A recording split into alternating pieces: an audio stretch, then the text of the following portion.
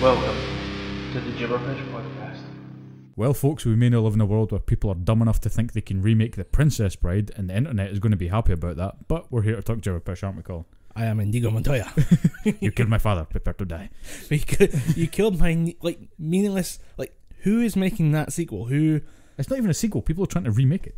Just a grind up reboot because we can do everything better now. I'm on two boats on this one because at the same... I think I'm squarely on one boat. But here's the thing, and this is a great example given to me by the Four Nerds podcast I was listening to yesterday. With the original Planet of the Apes, that is a classic. That is untouchable. That is unchangeable. You cannot beat that original Planet of the Apes. Except for that moment in the remakes where Caesar yelled no. That is a moment that didn't exist in the original, that was pretty good. but it is a ball-shaking moment in the new remake that everyone agrees is such a masterful piece of cinema. That build up the tension and all of a sudden Caesar just no.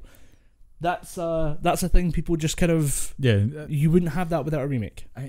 I'm not totally against remake culture because there are some remakes that I can watch. Quite a few of them I can watch. Quite a lot of them I'm just thinking, no, that's not too great. Because for every, I'm trying to think of a really shitty remake. For every Psycho remake that you have starring Vince Vaughn that was completely fucking awful, you occasionally get a Rob Zombie's Halloween, or you get the who was it that directed the 2007 Dawn of the Dead movie? Because I get people hated that, but I thought it was pretty fun. I actually quite like that one. It's pretty good. I love that it's got Ty Burrell in there before he becomes the dad on Modern Family, and he's just an absolute pervert. He's an absolute dick. You see him actually just banging some lassie because she never made a porno, but since it's the end of the world, she kind of thinks it might be kind of fun to make a porno, and he for some reason has a boat down at the regatta. Because I mean, why not? And then there was the zombie baby in that one. That one's a little. That was just strange. I think someone had the zombie baby rig and thought, I'm going to use this. I want to use this in this movie. I think they just had a normal baby one and said, what's the most fucked up thing we can do with this? Someone bring me that red paint. who has red paint and grey paint? We can solve this situation. We need a little bit of purple in here for the bruising, but So I don't think it's going to happen because from what I've been told that there's two influential people within the movie industry that want to remake The Princess Bride, but there's been a lot of people standing out against it, particularly people that were in the movie. Because Cary Elwes, he plays the Dread Pirate Roberts, and he's been saying, no, this movie is perfect. Do not try and re-fucking make it. Same with Seth Rogen, because a lot of people thought it was him trying to remake it. Right. Seth Rogen is not an idiot. That's he's not a moron. I rejected that one, so I don't think it would be him. On another level, Seth Rogen, I don't think he would make it as faithful if he made it. There'd be a lot more fart and weed jokes in there. I heard that his new movie, the one about the kids, is apparently like a live action South Park. Yeah, I've been told that. Apparently it's just kids that we remember. I mean, we remember being kids in high school. We just cussed and swore everything. Apparently it's just that. It's just South Park. So it could be fun. Early test screenings or from early reviews, shit that I've seen, people are liking it. So. Because that's one thing with modern cinema is it happened and you forgot to go see it, and then it's not in the cinema anymore, and it's out on DVD or home release for home streaming. 9 times out of 10, everybody was too busy going to see the Marvel movie to go and see the really good other movie. Yeah. Because I know there was one film that came and went, and I know for a fact a lot of people fucking raved about it, but I'm pretty sure I was away seeing some Marvel movie, or I think I was probably watching Endgame for the 9th time. Yeah. And we've done that a lot more recently because I only go there once every month or even 6 weeks, something like that. I don't hit the cinema as often as I really would, as much as somebody who enjoys cinema really should see as many films as possible. But you don't want to become that guy who's I go to the cinema every week because there's just so many good films to see. Okay, how many times have you seen that one film that's only in certain cinemas? Yeah, I have actually booked myself some cinema tickets though. End of October, I'm going to see Weathering with You as part of Scotland Loves Anime. I am fucking hyped already, and I have no idea what it's about.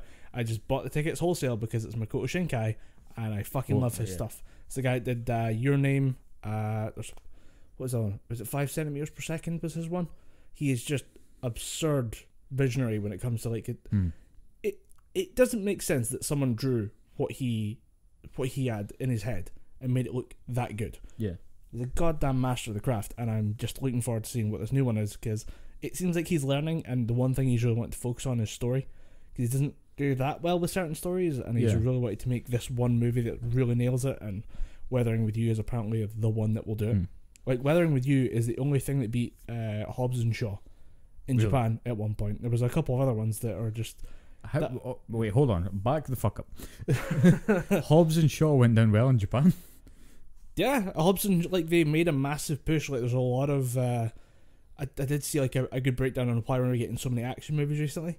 Is because in the West we're not going to see as many movies as we used to. But what we do go and see is big action movies, big action blockbusters, stuff that makes the most of the experience of a cinema.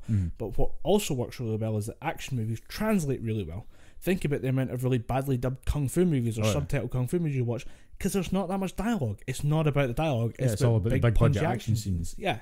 So you don't have to translate those because it's a visual thing and it translates well.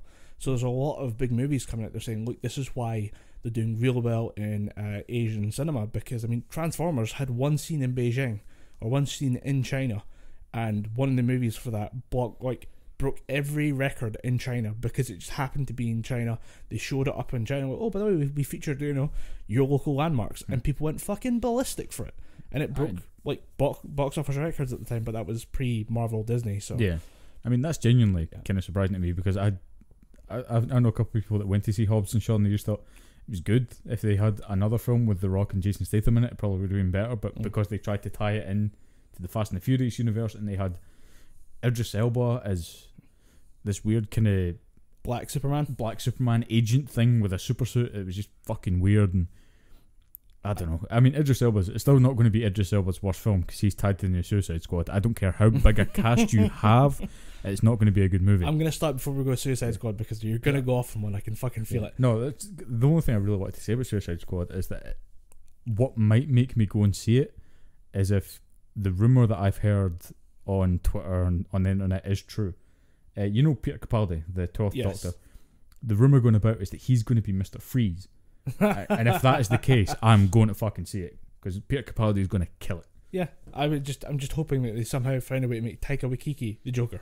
Just do it. Just fuck it. Is Taika Waititi in the movie? Yeah, he was on the cast poster. Oh, fucking hell. We're gonna go see it now. Like we now need to go see. I think I need to go and see it. Son of a bitch. Because, I mean, there was the cast list was fucking huge. It was John Cena, Taika Waititi, Idris Elba. How are they gonna film Nathan John Fillion. Cena? Yeah, you can't see him. You can't see him. You can't see him. You can't see what we're doing, but we're doing the John Cena hand gesture and trying really hard not to hit mics. It's really embarrassing. This is really strange. The hand is at full extension, so we don't hit the mic. Yeah, I think I might just need to go and see Suicide Squad, because there's a lot of talent. There's a lot of talent there, and James Gunn's a really fucking good movie maker. And I mean, it's not going to be the only DC film that I'm going to be going to see, because I think I need to go and see Joker. Yeah. I'm hearing interesting things, and it walked away initially with the Silver Lion from Venice Film Festival. Yeah, an 8-minute standing ovation, which is a bit wanky. Somebody just time 8 minutes. You're actually now 8 minutes into this podcast. Imagine the entire podcast we've been applauding. Yeah. Nah, not buying it. I'm sorry. Nah. 8 minutes. I mean, there are better ways to get vigorous wankers cramp. Yeah. Much more enjoyable, and they take a lot less time than 8 minutes. So less time. Help. It's I'm interested, and I get the feeling that Joaquin Phoenix is going to go a bit crazy with this one. But that's the thing. What I talk about, the reason I brought up the Joker is because he did an interview with some online magazine, whatever the fuck you call it, Vanity Fair, for example. I can't remember, but he was in the middle of some interview. Someone asked him, "Do you think that your portrayal of the Joker is going to influence other perverse individuals to become like the Joker?" And he just walked straight out. Perverse individuals. Yeah, like other perverse individuals out there that are going to watch the movie and just think, well, he can do it. Because the whole thing about the Joker is just one bad day. Yeah. Insanity is just a step away, that kind of bullshit. He's always just about humanity is always on the brink of... You're always on the ledge. It just depends if you get pushed or not. Yeah. Like madness is like gravity. All it needs is one big push, as Heath Ledger would say. And Joaquin Phoenix quite rightly just said this interview is over and walked out. Well, took them an hour and a half to get him back into the room. Well, I heard that he walked out of an interview and I'm like, is it just something weird? Is it something artistic? But that's a fucking horrific question, given that there was a guy who shot up a cinema dressed as the Joker. Yep. Just like 2 years ago. Yeah, Dark Knight Rises, that was 20... Well, actually, it might be about 5 years ago at this point. 20. Because he's been tried. He's been tried and put in jail at this point for like a year or two. I'm trying to think... No, Dark Knight Rises came out in about 2012, 2013, so that was about a good 6 years ago. Shit. Yeah, still fucking... we old. we old. Oh, dude, talking about being fucking old. wait, real quick. Okay, yeah. Taika Waititi. making a film about Hitler. Oh, Jojo Rabbit. Jojo Rabbit looks fucking good. Looks, Yeah, it looks really fucking weird. great. I mean, it looks... As someone who fucking loved Hunt for the Wilder People and managed to get it on Blu-ray, any little weird movie that Taika Waititi is going to make, I'm going to watch because, What We Do in the Shadows, great movie. Yep. It's just pure Taika Waititi magic. Hunt for the Wilder People, fucking spectacular. Then you talked about his more mainstream movies, Thor Ragnarok. The guy's just got a gift for making movies. Yeah. And this weird New Zealand Hitler movie, it's going to be fucking phenomenal. I can tell it. But I guarantee it's going to be mired in this whole, well, he's glorifying Hitler. No, he's not. He's being Taking an the idiot piss out dressed of up him. as Hitler. Like, it's Charlie Chaplin's The Great Dictator, but, Yeah. 80 years on. And, after we knew what Hitler really was. I think we can make that movie now. Yeah, I think it's safe. We can be bold and brave and say that Hitler was a bad man. Like, he was a bad man, and no one should have that little cube mustache that he had. Yeah. So there was something else in that list because I was going to stop you on Suicide Squad and we talk about something else, but I think that might have just been just to be like, hey, Taika Waititi, Yeah, Jojo's Rabbit. I just want to make sure that was on as many people's radar as possible. Yeah, 'cause just that is watch like this a movie. tasty piece of ass. yeah, it's going to be good. Isn't Scarlett Johansson in that? Yes, which I guess we could segue to the whole thing of her being on Woody Allen's side. Yeah, you again. It's well known that the production meetings of Gibberpish take the form of me and Colin texting back and forth. Yeah, But you said that ScarJo has just been shit in the bed recently, every time and I don't have the energy or the fucking. I'm tired a lot right now. I'm back to you now. I've been training fucking 2 days a week back at the gym. So when you sent me the text message, I thought, we're recording tomorrow. I'll just ask him then. I can't be bothered looking it up. So there was the whole thing of she's always been in controversy because of she was in it kind of for the Major and Ghost in the Shell, because the Major the whitewashing is an Asian character, and then all of a sudden it's been played by Scarlett Johansson, and then she was going to play the first a transgender mob character in a movie, and people got upset about that, and since then she stepped down, and I think the movie might have been cancelled since then. But she keeps opening her mouth to talk about issues on the lines of, I'm an actor, I should be allowed to play whatever I want to play. Yeah. Which, technically correct, but at the same time, people want to see other people in those roles. People want a chance to actually see representation, so it kind of gets shouted down pretty damn quickly. Yeah. And she said that she should be able to play a tree if she wanted to. Which is a weird example to give. She should be able to play any race, any sexuality, any orientation, anything like that, and a tree. Yeah. Why a tree? Why a tree? I guess she wants the role of Groot. I guess. Yeah. Maybe Vin Diesel's getting ousted out. She's going to be ousting Vin Diesel for a bit. Although Vin Diesel pissed me off this week. Yeah. Stood in the middle of Edinburgh filming the latest Fast and Furious and said, "Who out here is Scottish?" You're in Edinburgh, you dick. Sorry, you're saying. They were recruiting extras for that movie, and I was very tempted to sign up just for the shits and giggles. But Can I be Vin Diesel stunt double? I will not shave the beard. The beard will stay. I know he's taller than me. Let me do it. Please, Colin Graham. XXX. Is Vin Diesel taller than me? Probably. Yeah. No, you're pretty tall. You may be. See, if you're the same pretty height, close. you should. I should at least. I should be like, excuse me, Mr. Vin. Mr. Vin Diesel, may I be your stunt double? Just write it in crayon. Mr. Vin, I am 5.5 years old. This will get him for sure. I am 5 years old. I am 5.5 years old and have a beard and several tattoos, but I would like to be your stunt double. My mummy lets me have 3 scoops of ice cream after I eat all my vegetables. I am a big boy now. I do my homework. But she was talking about the wanting to play anything, and people were saying that, well, technically yes, but at the same time no, there's other conversations going on that are a bit more important, so take a back seat. And now she's on the side of Woody Allen for maybe not molesting children, because he's been accused of that in the past, and he keeps making movies about older men with really young women, and that's a little creepy if you think about what he's accused of. Yeah, didn't he marry his adopted daughter? Yeah, maybe just take it. Maybe we just move him to the side, and he makes good films, but at the same time, is it worth it? Separating art and artist is becoming a bigger and bigger topic, and it's really fucking tricky. I think I do agree with the whole if there's transgendered actors and actresses out there, let them take the transgender roles, because the one thing that I mean, it's nowhere near on the same level. But the one thing that's really pissing me off today in the state of modern cinema, I'm really tired, folks.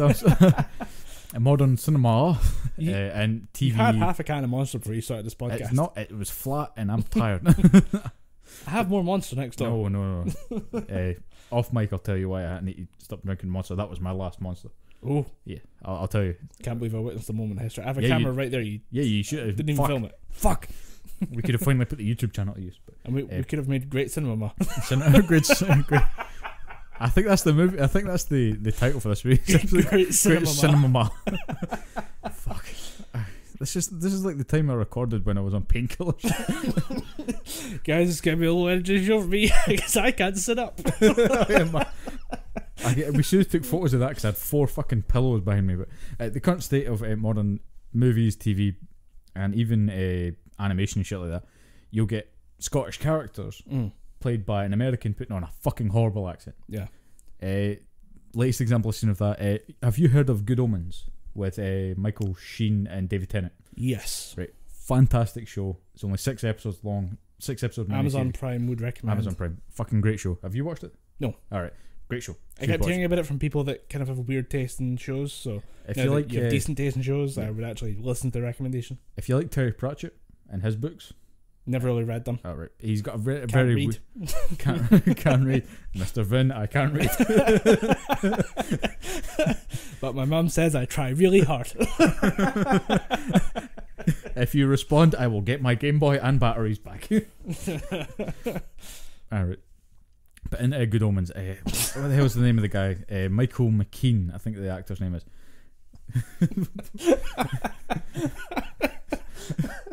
Pause for laugh break. I was immediately hit with the question of how do I know what I'm writing to Vin Diesel?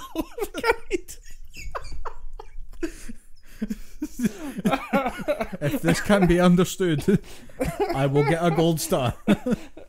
It's just like Charlie from It's Always Sunny in Philadelphia. He can't read, he just writes random images. He writes in hieroglyphics.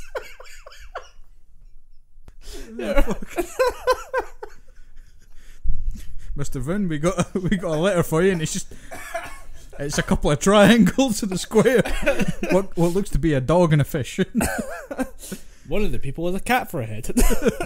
You mean like a cat's face? No, a whole cat.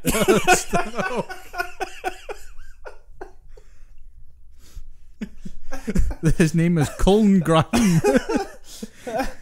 Oh, I just get the name right. You get a response. Your scribbles were well appreciated. It's always nice to hear from a fan. It's always nice to hear from fans. Stick into primary school. I'd apologise for the last unintelligible 5 minutes, but that was so fucking good. Oh, holy shit. I just like the idea of Vin Diesel getting handed this letter and just going, what the fuck? It's so funny that like a 10-second bit has ruined 5 minutes of my podcast. And scene. Oh, do you think there's an end to this bullshit? On a good day, it stretches out for 3 hours. Oh, in the first 20 minutes of fucking bust I got. Oh, Jesus Christ. I can't even remember what the hell I was talking about. I don't think we even need to cut that out. I think we just leave it in. So, in the show Good Omens, there's a guy, I think they call him the Witchfinder General, but it's played by an American actor. Yeah. And the accent is fucking horrible. Yeah. It's like, why didn't you just get a Scottish guy? I mean, you could have got Graham McTavish, you could have got anybody. There's plenty of Scottish people who love Terry Pratchett, you know. Plenty of Scottish actors out there. Neil Gaiman, the guy who wrote the fucking script, probably knows a few of them. One of them is playing the demon. Yeah. We've got David Tennant there. He knows Scottish people. Tell him to go and find one. He could stick his head out a window going, who's Scottish? And get a few of them. It's weird because like some people can pull it off. I really liked Maisie Williams. Her Scottish accent in Genlock was really good. She's English, but you know, still non-Scot doing the Scottish accent it's kind of hard. Yeah, some people can pull it off. We definitely don't have the easiest accent to try and copy. But then you go to Outlaw King. There was a few good Scottish accents to that. Yeah. Chris Pine lost it occasionally, but more often not. It pretty dropped solid from minute to minute, you know. Yeah, it was solid. Then you had, what the fuck's his name? He played Quicksilver in the Marvel movies. Fuck it, I'm not going to try and remember his name. Aaron Johnson. just came with it. Yeah. He put English, so Scottish accent wasn't really much of a stretch. He did it quite well. There are a few actors that can do it, but they are few and far between. And there's a whole plethora of Scottish actors. There's a lot of really coming bad out. attempts. That's the main thing, is that we always remember the really bad attempts. Yeah, and So, one of the worst in recent memory was Chris Hemsworth in that Snow White and the Huntsman movie. Oh, yeah. And what if I refuse? Was he supposed to be Scottish? He tried to back out of it when people panned his accent. It's like, I just want to put a Celtic twang into it. It's like, fuck off, mate. You tried to do Glaswegian and you failed. Yeah. You failed miserably, dog. Movie's actually kind of funny, though. I fell asleep. I Go back and rewatch. It's not worth the time, but it's okay. It's like 20. There's the 20 minutes of good dwarf material in there. That's pretty funny. Yeah. With Nick Frost as one of the 7 dwarfs. That's kind of funny. Yeah, could be worth it. Is it worth 90 minutes for the whole 20 minutes of dwarfs in it? Nah, not really. But still, good laugh. And Charlize Theron. Come on. Yeah, Charlize Theron. I actually rewatched Fury Road. Mad Max Fury Road. Dude. The black and white version or the full version? I kind of chop between them because, again, I seem to manage to buy the versions of the Blu-rays that have both, because I've got the regular, the fucking stunning version of Fury Road, the one that was released in cinemas, and I have the black and white version. Yeah. Same with Logan. I've got both the noir and the regular.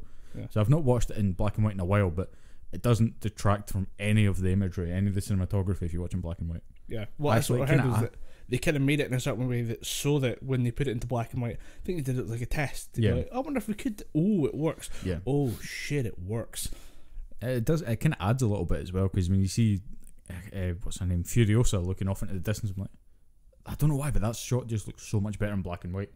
So it works quite well. Same in Logan. There's a few shots, particularly the walking scenes, when those are in black and white, when the colours are a little bit muted, it just looks a fuck ton better.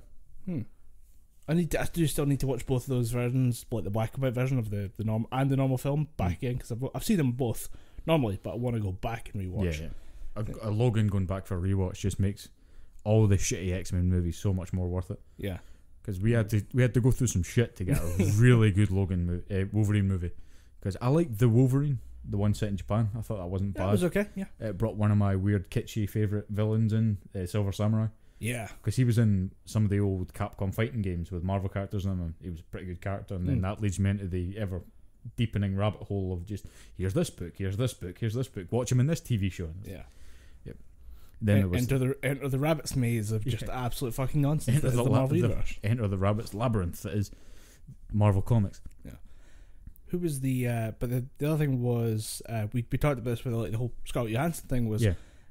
Bringing it right back. Apparently having issues with, or Marvel has lost faith apparently in the Captain Marvel series. Yeah, based on that article, they were saying that with Spider-Man going, the original pitch for like going forward was going to be Spider-Man as the kind of partner to Captain Marvel. Yeah, they were basically wanting to swap out Captain America for Captain Marvel and Spider-Man for Iron Man, and they'd done that pretty fucking well in Far From Home. It would really work. Like, it'd would be really a really work. good combo. Because you've got Captain Marvel being the straight-laced, extremely powerful character, and you've got Spider-Man being that kind of quippy, techie-based superhero. Yeah, like the really disconnected god and the kid.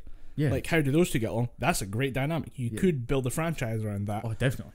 And then Sony pulled the fucking dick card, and Although all is not lost.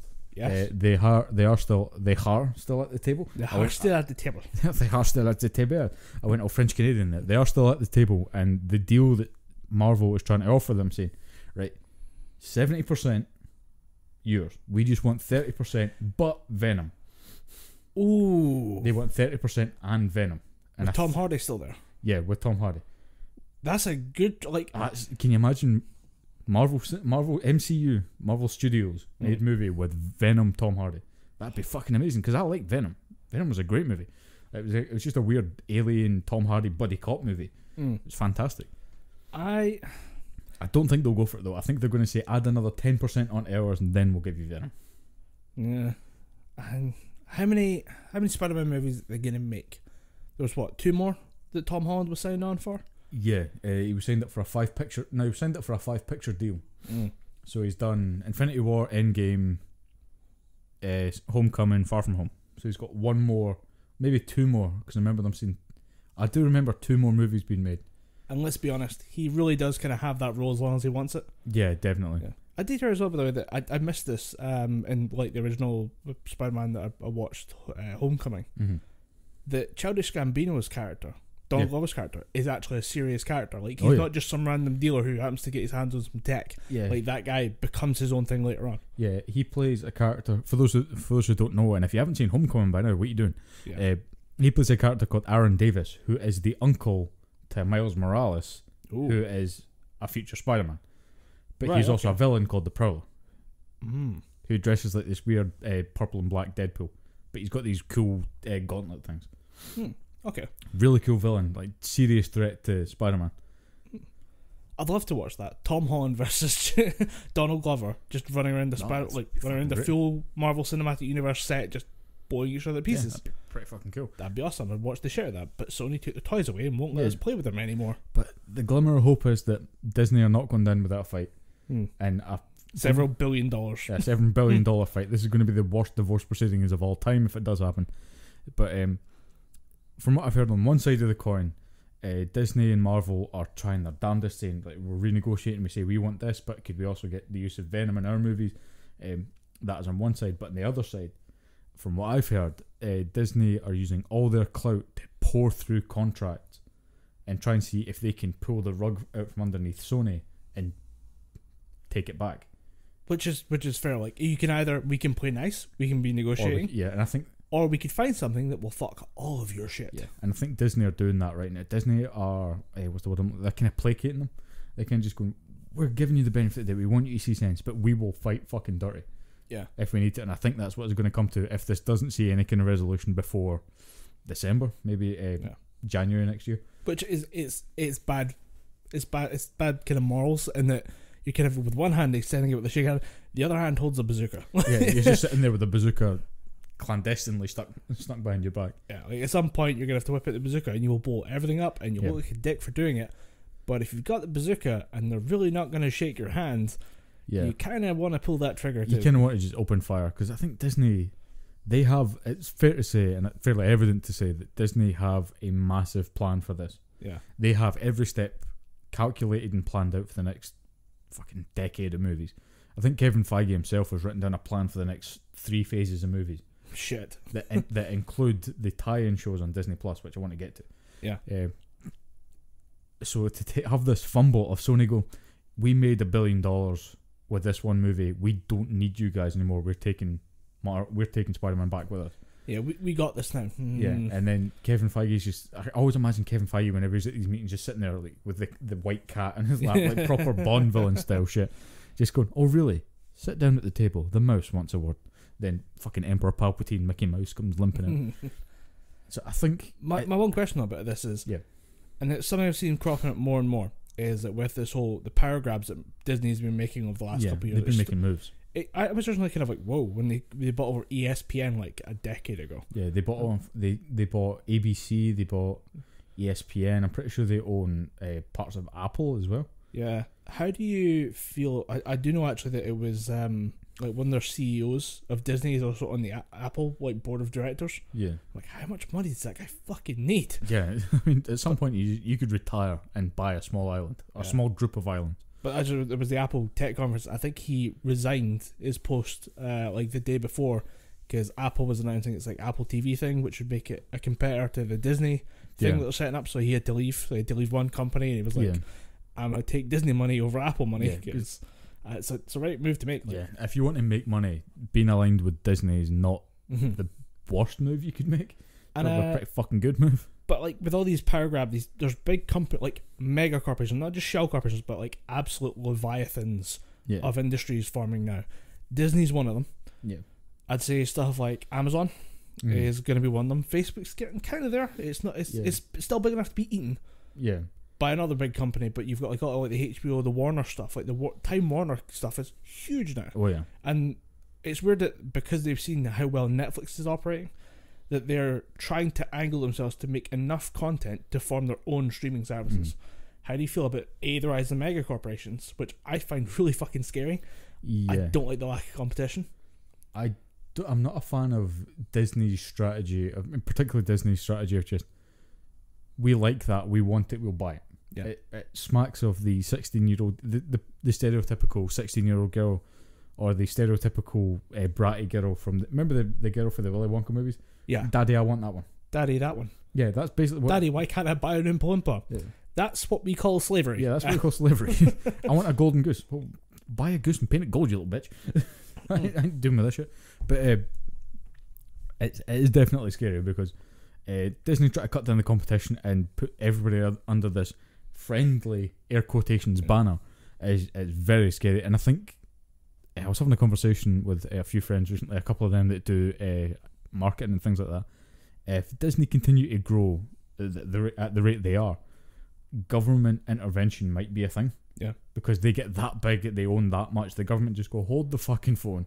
Yeah. We need to break you down into more manageable chunks. In the US, there's been a big fight. It was Warner Cable and AT&T. Yep. It was a huge fight to try and get that merger sorted out. And I think that at this rate, Disney is definitely on the road to that in the next 3 years, I'd say. Yeah.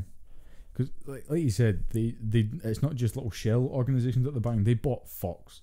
Yeah, they bought all of Fox's studios, like Yeah. everything bar the news and sports. Like, fuck that shit. Yeah. You guys are getting heat from the president. We don't want fucking any of that. You guys have fun with Bill O'Reilly over there. We're good over here. We'll just point Alex Jones at you and push him towards you. We'll just roll Alex Jones towards you. They're making the frogs gay. They're making the frogs gay. They're making the frogs gay. He said it like he's one of those little shake things. And something different. He just every time you push him or just chuck him in a barrel and roll him down a hill. Yeah. He says some random shit. But the streaming platform things as well are beginning to kind of annoy me. Because the bills add up for those things. Yeah, it's. I mean, this kind of leads seamlessly into what I was talking about in the Disney Plus. Disney Plus, the price point for that is $13 a month. Right, so translates to about 11 quid for us. £10-11 a month. Yeah. The content that they're putting on there is basically the biggest come to us that you've ever seen. Yeah. For someone like me who fucking loves old 90s cartoons, probably a bit yourself, like the old X-Men cartoons, the old Spider-Man cartoons, even just for a sense of what did we used to watch. That would be up on there, wouldn't it? Yep, it's all up there. Ooh. Even just for a kind of what kind of shit did we used to watch, or how would Rogue sound if she was an absolute Southern belle? Let's go back and see that shit. What would Wolverine sound like if he was a chain-smoking Canadian? Let's go back and see Louisiana Gambit. Yeah. let's go back and watch it. Let's go back and watch Cajun Gambit instead of let's watch some form of media Gambit, because we're not getting that fucking Gambit movie anymore, are we? I reckon with the merger they've just went Gambit script, fuck off. I don't think so. Channing Tatum's just sitting there in the full costume. No, he just starts pinging cards at them. I am Gambit. Yeah, pew pew pew. Just being card. he starts throwing sticks at him. But yeah, all that stuff's on there. You've got the Iron Man cartoon, the She-Hulk cartoon, Incredible Hulk. All those the Marvel Power Hour shows, they're going to be on Disney Plus. Yeah. And then you've got the Mandalorian. You've got the Rogue One TV show. All the Star Wars stuff. All the Star Wars shit. Rebels. All the stuff from the Clone Wars. There's all just general MCU stuff in there, like WandaVision. Falcon and the Winter Soldier. I almost always say Captain Falcon and the Winter Soldier. Yeah, like, that's just two franchises. Not there yet. Not there yet. Give it time. I think. Oh, you were going for Captain Falcon and like Captain Falcon. Yeah, Captain okay, Falcon from Smash Bros. And then what else have you got? You've got Loki, which people are going to be disappointed by that because Tom Hiddleston's not in it much. He's the kind of narrator. From what I've been told, the show's centered around Loki, but it's him kind of narrating things from what I've heard. And then. See, now I just have the troubling idea that it's going to be kind of like, the end of an Ocean's 11 movie where they're explaining the plan, but you see the plan as it happens. Yeah, that's pretty much what it is. Like Loki just goes saying, well, that's when I decided to introduce my extra card, and it would just be somebody who walks in and just like does something stupid and fucks up everything for the plan, and then it was revealed to be part of Loki's plan the entire time. Yeah, it turns out he was just inviting chaos. But the one thing that I'm kind of looking forward to about Disney Plus is the fact that they're bringing in new and weird superheroes. Like you have She-Hulk, which I'm a huge fan of She-Hulk. Yeah. It was just something totally different that no one ever really seen. You've got Moon Knight, who is heavily rumoured to be played by Shia LaBeouf. Okay. Which, if you know the character of Moon Knight, is a fucking great fit. Right. If Shia LaBeouf can play fucking mental, and Moon Knight is basically insane. Is Moon Knight supposed to be similar to Dr. Manhattan in that he isolated himself because he's too powerful, and if he decides to come back full force, everyone's getting in the face? Moon Knight is quite literally someone at Marvel seen the success of Batman and decided to try and take a stab at him. Quite literally, just he started taking jabs. So Moon Knight, he was a mercenary in Egypt, and on a mission, he was killed near a temple to the moon god Khonshu. And when he was on the altar, it reads like really cheesy 90s comics, but that's when he came out. He was killed on the altar, and the altar to Khonshu kind of activated, resonated with him, and the god Khonshu brought him back as a conduit of his being, his body. But you mean a conduit? A conduit, yes. There a we conduit. It brought him back as a vessel of his will, but it didn't bring him back and give him powers. It basically just made him Batman. Okay. It gave him like peak level human abilities, acrobatics, multilingualism, that kind of shit. Just Batman minus the money. Yeah, Batman minus the money. Yeah, although he has mercenary money. He's made some blood money. He's doing okay. He doesn't have Batman money. He doesn't even have fucking Tony Stark money. Yeah, okay. But he has some money. But with being come back to life, or having come back to life and all his past shit, he has multiple personality disorder. So at one point he could be Mark Spector, next point he could be this villain that he's created, or he becomes a little girl. All right then. So there's this fascinating kind of multi-personality layer to the story, but more often, mostly people look at it and think this is just Batman. I like the idea of like a pseudo Batman just showing up, but with like pigtails in his hair.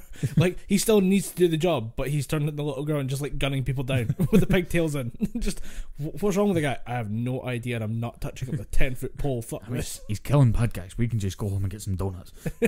Yeah, just Iron Man in the background going, nope, just flying away in the background. He does the Iron Man landing, and just immediately flies back away.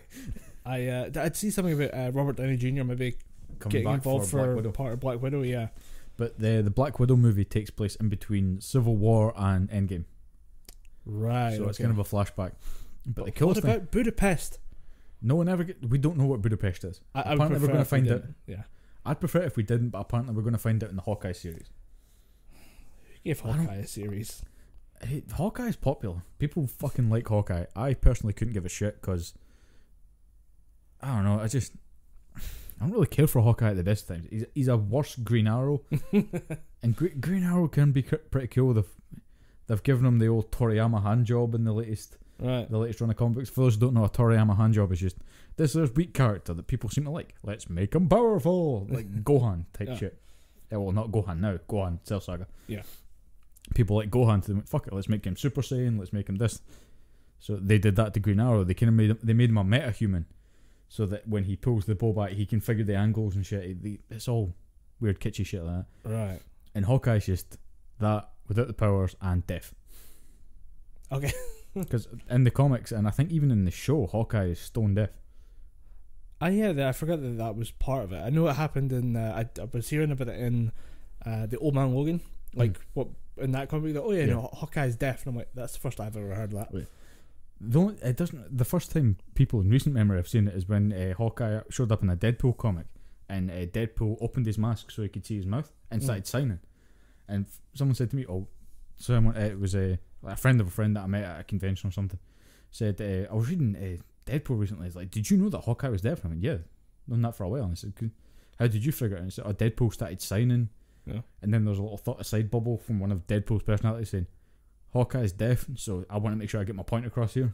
It's like so he can lip read. Yeah. And so I'm just surprised that more people don't know that, because I'm pretty sure in some of the old comics and even some of the old TV shows, he says, I may be stone deaf, but I still heard that. I just think they looked at it and said it's too much to write in for what is good. What was at the time just a bit character, like nobody saw. Yeah. Hawkeye being reasonably well received in the MCU. Hawkeye was originally a villain. Oh. Same with Black Widow. Black Widow makes sense because it's all about double agent. So much of the Marvel universe is about doing the right thing and being morally upright and stuff, and then you have somebody as duplicitous as a spy. It kind of makes it a bit weird to make them a hero. Makes him a good anti-hero though. Yeah. Speaking of Black Widow, have you seen who or what character David Harbour's playing? No. He's playing a character called the Red Guardian, who is Russia's version of Captain America. It looks fucking awesome. I can't wait. Given the end of Stranger Things 3, that's a bit weird. Yeah, and his character's called Alexei. Well, shit. And a lot of people are just going, no, you need to change the name. I can't do it, man. I can't do it. We can't have this. I would prefer if it somehow reveals that Stranger Things is now in the MCU, just in a weird like tangent. 11 thing. just picks something up and throws it around the place. Just in the background, 11 walks into a shot and just levels half the city and then walks away again. What was that? Well, technically, as long as it's not a mutant, it could be whatever it wants to be. Yeah. I think that ends our just random rambling about Marvel. For Yeah, once. it always happens. I always bring it the random thing, but it just what the reason I bring it up is because Disney incorporating all these different things, it scares the shit out of me, because eventually Disney's going to own everything, including the people. And I look at the streaming services and the bills mounting up. I had a conversation with somebody about that. They went, "Oh shit, I just remembered I didn't cancel Crunchyroll." Well, how long's it been running for? He went, "About 18 months." Fucking all those hidden little bills. I mean, that's not an inexpensive service. It's about $5.99 to $7.99 a month or something like that. That every month coming out, and you just don't pay attention to it. Like, that's money at the bank. You need to keep an eye on it. I do think the solution to to reduce costs is get rid of whatever Virgin Media or Skybox you have, because your Virgin Media and Skybox, that's going to cost you what, £20-25 a month.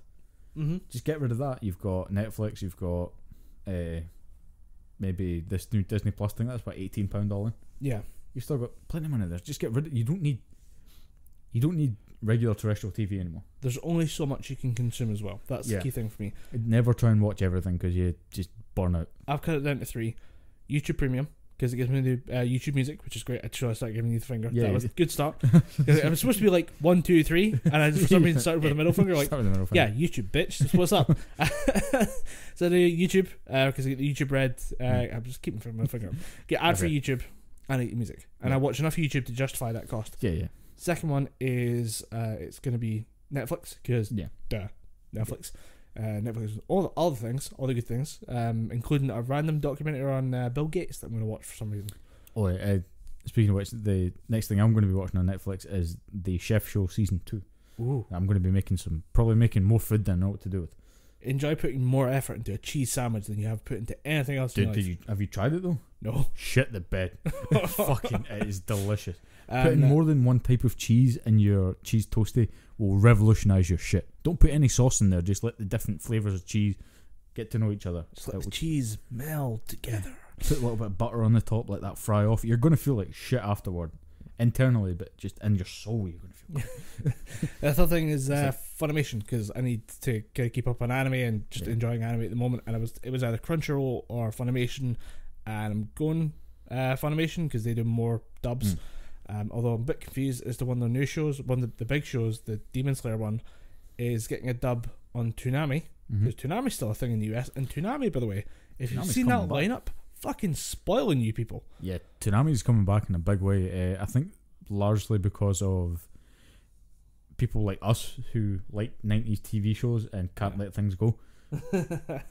So I follow Steve Bloom on Twitter, big name voice actor, voiced Spike Spiegel, Wolverine, Roger Smith from Big O, whole fucking plethora, really good shit that he voiced. He was the voice of Toonami Tom, and he was getting constant shit thrown at him saying, when's Toonami coming back? What are you going to do with Toonami? And eventually they just went to Adult Swim and said, we want to bring Toonami back. And Adult Swim went, sure, we like money. And just fucking there you go. All this shit's back on. You get Batman Beyond. You get shit tons of anime. Genlock. They're doing Dragon Ball Super. I don't know if they're doing I think they were going to do Genlock for a bit. They are doing Genlock. Fire Force. They're doing Demon Slayer. They're doing all the big anime that's coming out. They're going to do My Hero Academia when it comes out, I think. Alright. I'm just waiting for, a bit confused though as to what's going to happen with the Demon Slayer dub, because it should be coming out. I think it is already coming out on Toonami, but it's not appearing on Funimation streaming service. I'm hoping Toonami does its run and then Funimation gets it, because I've put the series on pause. I started it and got real into it, and I did promise listeners a quick recommendation on anime, and I will do that later on. But Demon Slayer is going on the back burner until the dub comes out, because I'm enjoying it, but I do want to hear the dub, and I'm just not interested. It's 24 episodes for the season, and I'm just not reading all of that text. I'm good. Yeah. If I wanted to read that much, I'd read the manga. Yeah, just buy the manga. Or you don't even need to buy the manga. You just read that shit online. We support the creators, Dom. Support the creators. Read it online, save some money. It does. It really does. But the piracy thing, it's weird to see, like, when we were kind of starting out, like, the piracy debate was a big deal for certain things, and then it kind of went through different communities, and like gaming did it like years ago, Oh yeah. and now anime did it about 3 to 5 years ago, and manga is just getting there for some reason. I have no idea where manga is the one like kind of trailing so far behind, but there was a big kickoff in like manga YouTube community about piracy again. I don't know if maybe this is like a second cycle of it, like they've Maybe cycled it's all the coming way back to through. the surface. Yeah, so it kind of kicked off recently, and I was watching all these people going back and forth. I was like, why are people disagreeing on this? Like, I thought we could have had all the facts. Like, yes, it does suck and it does struggle to get the source, get it sourced legitimately, but digital streaming of these things is now as easy as Netflix. I mean, there's so many different types of comic book digital services that you can get, like Comixology and DC's online service. You can just download books, especially with Comixology. You can download manga as well. If you really want to pay for manga, it is there. Yeah. But there are so many people that just like to save that little bit extra money and try and get it for free. And I think that's an element that you're never really going to get rid of. And the only way to compete it's an with- element that doesn't want to listen to the argument because they've heard it so many times, and it creates a no win conversation. Nobody actually walks away from there going, you know what, I think that person changed my mind. Everyone's just like, that person just it's discriminating against me. I have no money. It's not fair to me. Blah blah blah. Yeah, but you still want to be involved. Yeah, and I that's wanna be the main part of thing. People conversation, still want to be. Again, even going back to school when we were the PlayStation 1 days and people were getting the PlayStations chipped and buying a new game for $5 instead of £45 brand new fresh out the store. And the thing was always, I don't want to be left behind. I want to play Dino Crisis or whatever it was in the PlayStation. Jesus Christ, Dino Crisis. Dino Crisis was fucking fantastic. I never see. I only got my PlayStation 1 in towards the end of the life cycle of the PlayStation 1 because it was going so cheap. So I was just kind of, everyone else was moving on to the PlayStation 2. I'm like, hey guys, you play this new Jurassic Park game on the PlayStation? And they're like, Dom, we've moved on from that. We're getting PlayStation 2. I'm like, motherfucker, this is too expensive. Dom, I don't know if you know this, but we have PlayStation 2 now. We all just play FIFA every year. That's all we do. All the time. Ever. That always bugged me. Because when I did finally get a PlayStation 2 towards the end of high school, well, I say I got a PlayStation 2, my brother did. And I was just, everyone was talking about, all we do is play FIFA and Need for Speed. I'm like, guys, there's so many better games on this fucking thing. Did you play the Lord of the Rings game? That game was fantastic. The Lord of the Rings Two Towers game. Holy shit. The Return of the King game. Good game. Yeah, it was pretty damn good. The Two Towers game. Holy shit. Yeah, that game was way better than it needed to be for a movie tie-in. Yeah. And that's the thing. We had fantastic movie tie-in games on the PlayStation 2. Spider-Man 2. I hate the fucking movie, but the game I'll play. Ooh, yes. Day in, day out. That's those swinging mechanics. Spider-Man 2 on the PS2. My God. Yeah. And then we had so many good fucking fighting games. Soul Calibur 2 on the PlayStation 2. Fucking ridiculous. That's... I'm trying to remember if I played that one. No, I don't remember off the top of my If you went to the video games lunch club at high school, you probably played Soul Calibur. Alright, yeah. Many a time. But again, I could sit and gush about the PlayStation 2 and its ridiculous lineup of games. How did I forget Grand Theft Auto? Oh, yes. Grand Theft Auto Vice City. No one played that fucking game the way it was meant to be played. No one knows how the story ended. It was just cheats. Mow down anybody that gets in your way. Let's throw dynamite into a police car and let it drive away, then detonate it. And escape on a jetpack. Yeah, or take your car and drive onto the water with the hover car cheat and just fly away.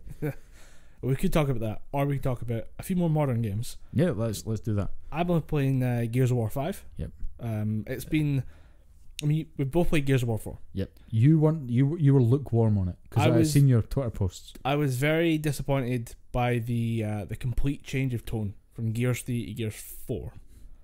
I think it was to do with them trying to marvelize it, trying to make it all snappy and witty and buddies hanging out, and you're like, dude, this is the fight for humanity at the end of the world. Yeah.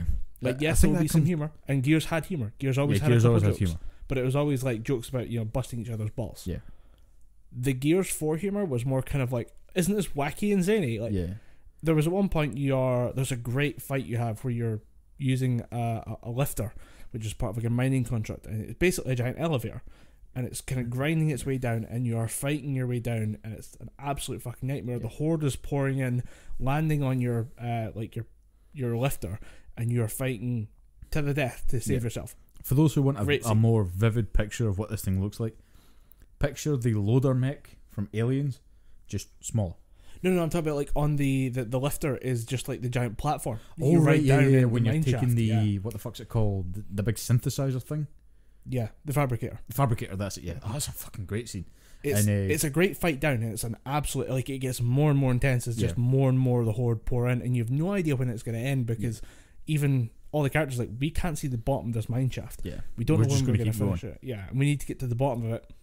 Here we go, hit the button, and you're just on the elevator ride down to hell, and it's great and it's really intense. The counterpoint to that is when you get back, I think during that point, that's when you free Marcus. Yeah, you're fighting your way down to free your dad. And you free him at the bottom. He's like, we need to go back to the surface. How are we getting out here? And it's the lifter. The lifter, you come back to it, it's on fire because everything got fucked up when you're fighting. And they said, oh wait, we have a great idea. Let's fly back up, like cut the bottom of the like weights, the cords, and use ourselves as counterweights and get thrown to the top. Yeah.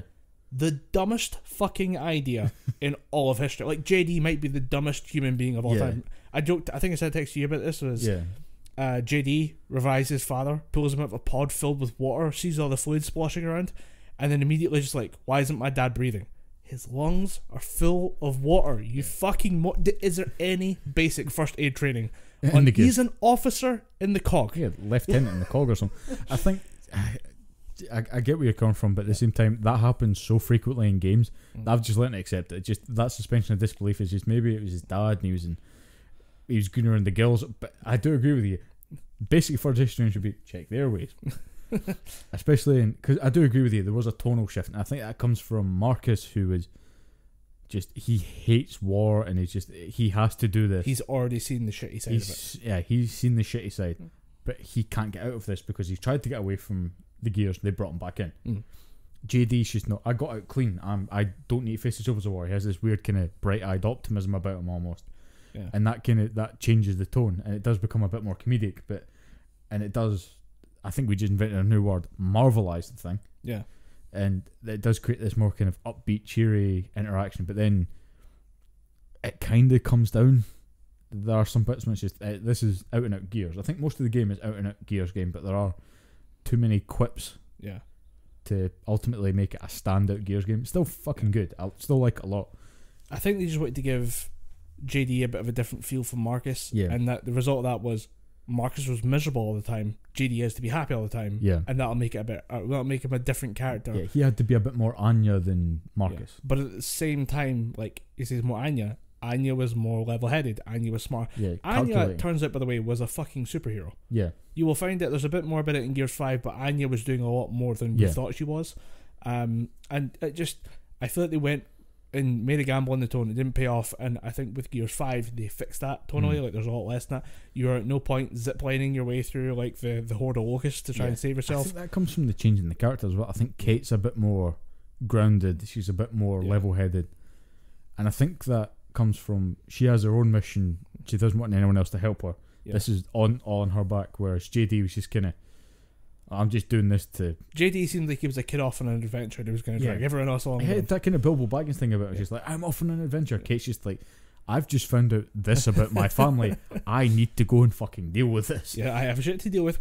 I will come back to deal with the rest of the cog later.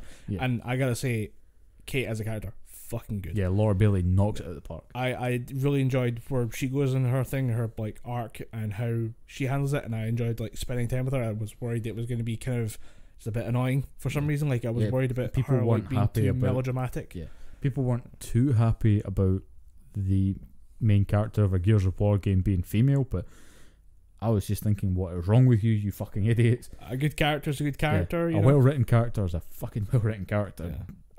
I did see my brothers are like, she's gone on about headaches a lot, just take a Sindel and have a nap. Like, oh, you'll see how this one turns out, lads. And immediately, like, I was texting, I told my brothers, I fixed it. I fixed it in like a couple days after it launched, and immediately I was like, please don't spoil it for us, please don't spoil it for us. I've been receiving texts from them individually as they play through the games, and they get to certain points and they're like, no, this character, and I'm like, yep, that character, this happened, blah blah blah, this, and trying not to spoil it because Dom's not played it. Yeah, I've not played it. It's been a lot of fun to watch people go through the storyline, and everyone's like, I really did enjoy Kate as a character. Everyone who's played it through has gone, Kate actually was a lot of not like dumb fun to play with, but she was fun to be on her story with her. It was a really good. is a great way for them to continue the series. It does end on a stupid cliffhanger, like for no fucking reason. Like it ends abruptly. Yeah, just like, a kind of shut. Okay, that's it, and it ends with like okay, we have to end this story because the sequel's coming out, and I'm guessing it's because about a certain point during product development they heard about the Project Scarlet. I'm like, well, shit, we don't want to put all the effort into this game and then have nothing for Project Scarlet, so we'll end the series, we'll end the trilogy on Scarlet, whereas this won't actually end. And I don't think it needs, like, it's a Gears game, it's going to get bought. Yeah, people are going to buy it because I think it's become one of those games where people bought it on the original Xbox and played it quite frequently.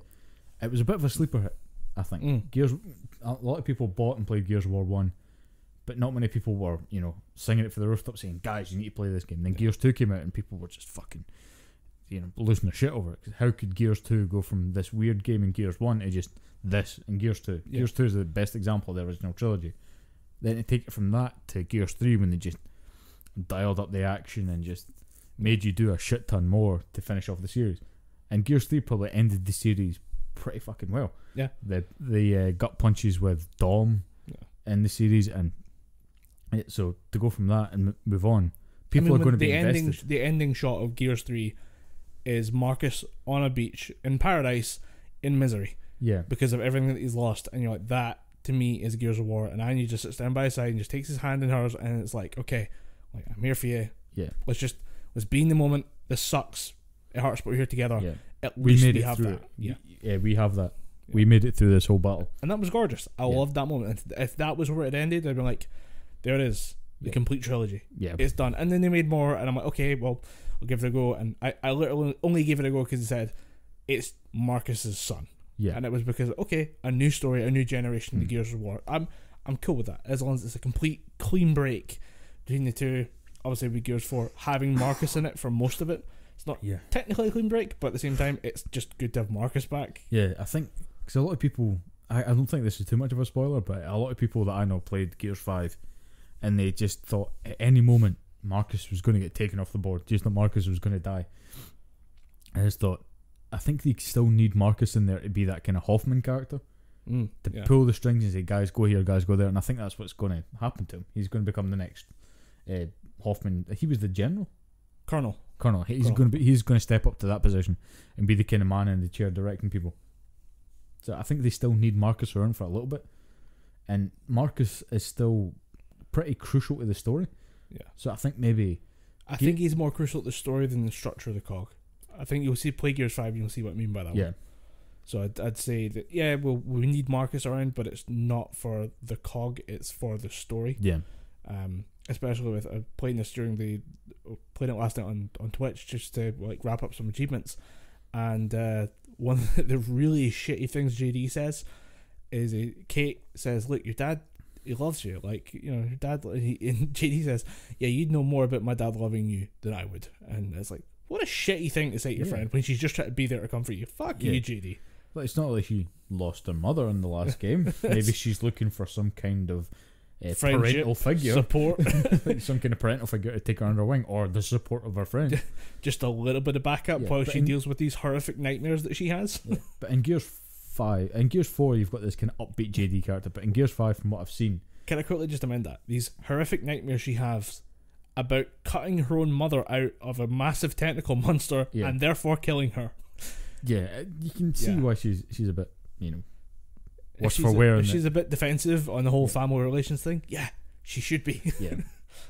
But JD kind of has this weird transformation from what I've seen, because like I said, I was always going to let my brother play through it first because it was the one game he was looking forward to, and he still fucking plays it religiously online and shit. Plays a bit of Horde mode and plays the new, what's it called? Escape, yeah. Plays a bit of that.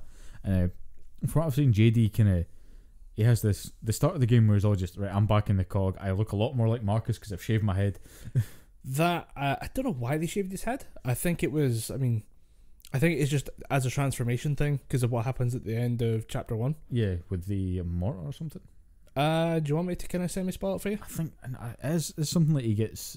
No, it's the Hammer of Dawn he gets hit by. He gets. There's an accident involving the Hammer of Dawn, and he's involved in an explosion, and it scars up half of his face. Yeah. And I'm assuming at one point he was just given a shaved head in the hospital, and he was like, shaved head. Yeah. Okay, I can rock this. I've went full circle. Because he's got the weird sort of stimpack thing over his arm. Which is a super cool design. Yeah, Like, really cool. There's always, when it comes to like characters in the Gears universe, they have so much character in so little design because most of them wear the same uniform. Yeah, just different colours or different shit. And when it comes to like the outsiders, they've all got like tribal tattoos or like they've got weird quirky charm stuff going on, but they're all on the same kind of scale. Like there's nobody that's that much bigger than anyone else except for the Coltrane and Carmine, Clayton Carmine. And there's a few characters a bit bigger and a bit different, but most of the personality comes from like little things that they have. Yeah. And JD's like robotic, like stitched up arm type thing that he's got going on is amazing. Yeah. You see it, like, it's so well textured in that. And it looks so raw as well. You see it, you're like, oh, it looks painful. It looks because when you see it pulsing, you're just thinking that is what's keeping you from screaming out in pain 24/7. And that was another thing that I know. Barely. Yeah, definitely. Because you just think at some point he's just clenching the fist like, you're going to punch someone if that wasn't there. Yeah. But one thing I did notice talking about the production and the design of the whole thing, that it's a definite step up from 4. Because 4 had the Xbox One sheen on it. It was new, it was HD. Then you go from that to 5 and just think you definitely turned a dial because everything looks fucking crisp. I feel like this is the first Gears that's ready for the next generation. I know it's like the next one will be made for Scarlet. Yeah. This was one where they're like, what if we have everything ready so that when Scarlet comes out, we flick some switches, the ray tracing comes on, and all hell breaks loose in the graphics department because it is amazing. If you've seen, there's some stills from it that people have taken. Chapter 1 is on part of Chapter 1 is on a paradise island. I think it actually is the end of Gears 3, the same place. Yeah. Azure sounds about right. Yeah, Azure. I'm 90% sure it's the island from the end of Gears 3. Azura. That's where Azura. you find Adam Phoenix. Yeah, Adam Phoenix. Because you find his glasses as a collectible in Gears 5. Because I found out last night. I just happened to see it. I was like, hey, what's that little sparkly thing over there? And I just wandered over. Oh, it's history. Oh, right. It's what happened at the end of Gears of War 3. And then somewhere in between the 45th and the 46th time that Marcus shouts Reavers. Like there's a chunk of good chunks of the game are in cities, which is where Gears kind of belongs with its cover-based system. Yeah, Gears takes place in a lot of concrete jungles and a lot of places that have been destroyed, like big concrete structures that have been destroyed. And in this, it's up to the fucking next level. Yeah. And then second chapter is in a kind of tundra. There's an icy tundra to the north, and then third chapter is in the UIR, or it's an area of it's like a red desert. Yeah. And some of the screenshots from both the red desert and the tundra, holy fuck! Yeah, that's the Russian area where you find one of the guys from Paddock, that's the guy's name. Yeah. So I found the group photo of like Squad K. That Squad was Kilo. It's Baird's other squad. Yeah, Baird's squad from the game that we don't talk about. Yeah, I forgot Judgment. Gears of War Judgment. Yeah, I bought it for my brother because my brother was just so excited to play another Gears game because it was in a bit of a drought. And I bought him Judgment. He just looked at me after he finished it and went, "Why? What I do to you?" I thought it would be good. We all did. Yeah, everyone thought Gears of War Judgment would be good, but it was just. I didn't think of that. I didn't realise he would be in that game. It was some kind of. It should have been an arcade mode DLC for Gears 3. Alright. The fact that it came out just was unnecessary. Yeah, I think was that not like the last bit of that engine or something like that? Yeah, that was the last sort of trying to drain what they could out of the Xbox 360 before the one came out. Yeah. Then the one came out, and then we got Gears HD and shit like that. Yeah. I think they released it like Gears Judgment came out, and then a month later, like here's the HD version of one. Yeah, just Gears Ultimate Edition, just to say we're sorry. I just the way it looks is so amazing. It looks amazing. They spend a lot of time on a skiff, which is like a kind of sailboat type thing. Yeah. Amazing. Like I could honestly drive that thing on the ice all day, and it's great because they made it worse on the sand because it's designed for the ice, but it's worse on it feels different on both environments. I'm like, how do you know to do that right? Because that's the right way to do it. But how did you know to do that right? Because I was playing with it on the ice, I'm like, I could drive this thing all day. I got it in the sand, I'm like, I just want to get to where I need to go and then get off this fucking thing. Burn it down, just fire grenades at it and it's the same destroy thing. It. There's no mods to it, there's no nothing to add to it. They say, oh, we tried to make it run a bit better on the sand. I think there's like a bit of dialogue about that.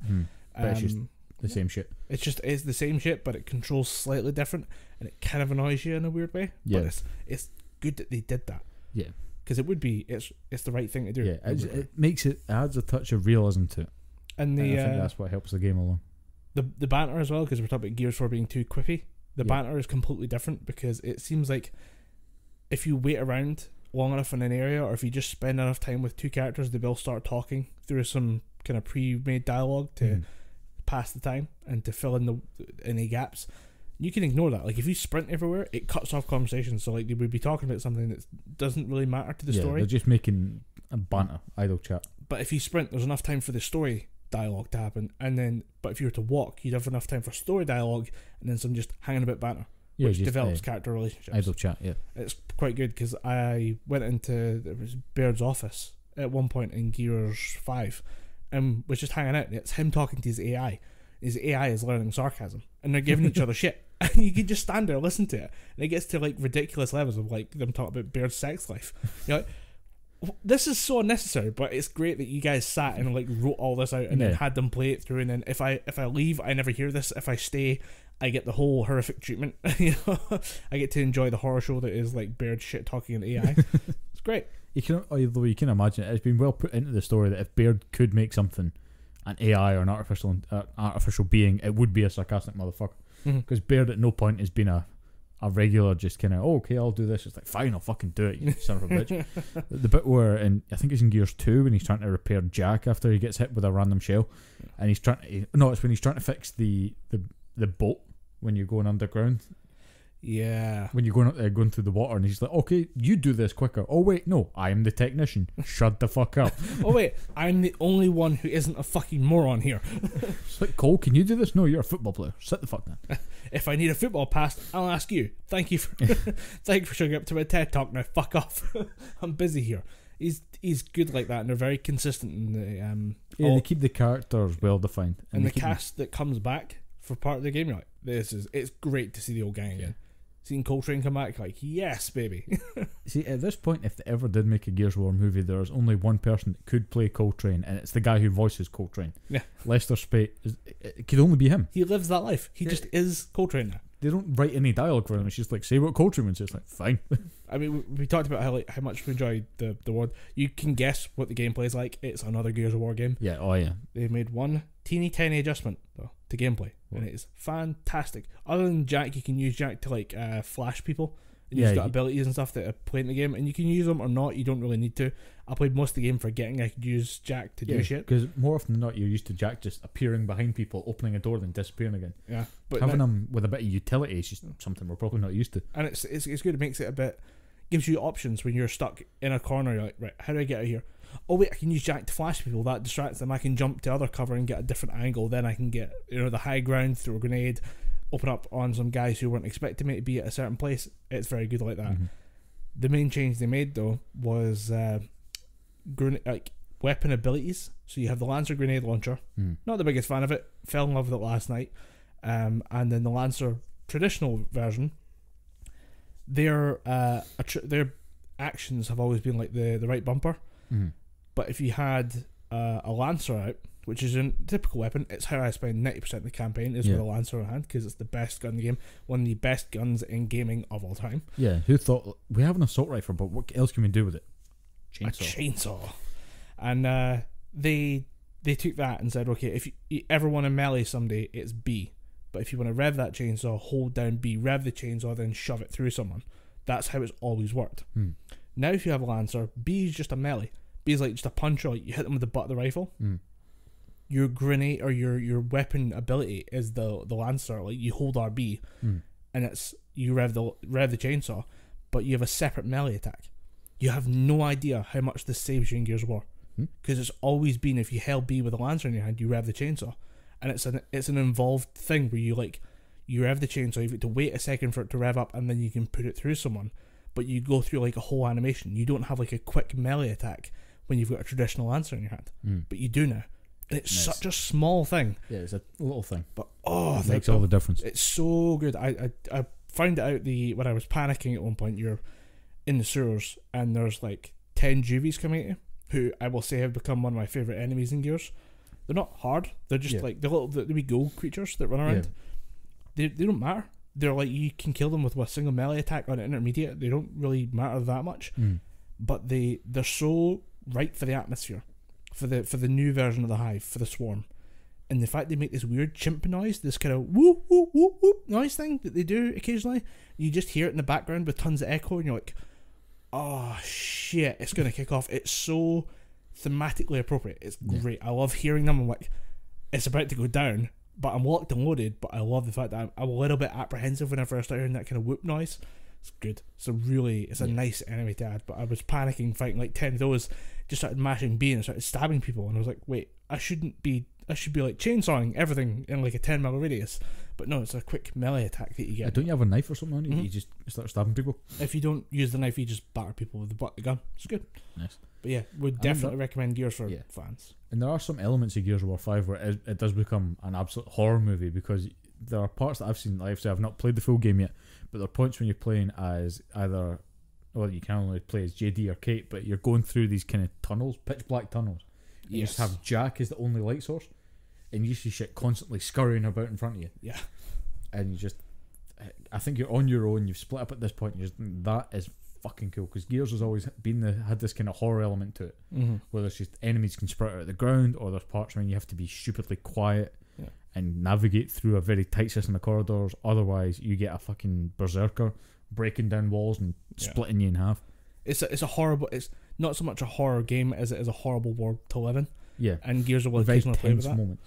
And I'd say the best example was the introduction of the Sires in, is it Gears 3? Gears 2, I think. I think it may be Gears 2. Or Gears 2, because you find all the Sires and the tanks. And they're all in these tanks. And malformed. It was a project to try and merge the humans and the Locust, or make a new form of Locust that would serve the humans or something like that. And it went horribly wrong. Surprise, surprise. But it's it's nightmare fuel. Yeah, I always took that. And Gears goes back to that theme at some point in 5. It's good. No. I always thought that the Sires were just how they made new Locusts, because I always thought that Locusts were just mutated humans.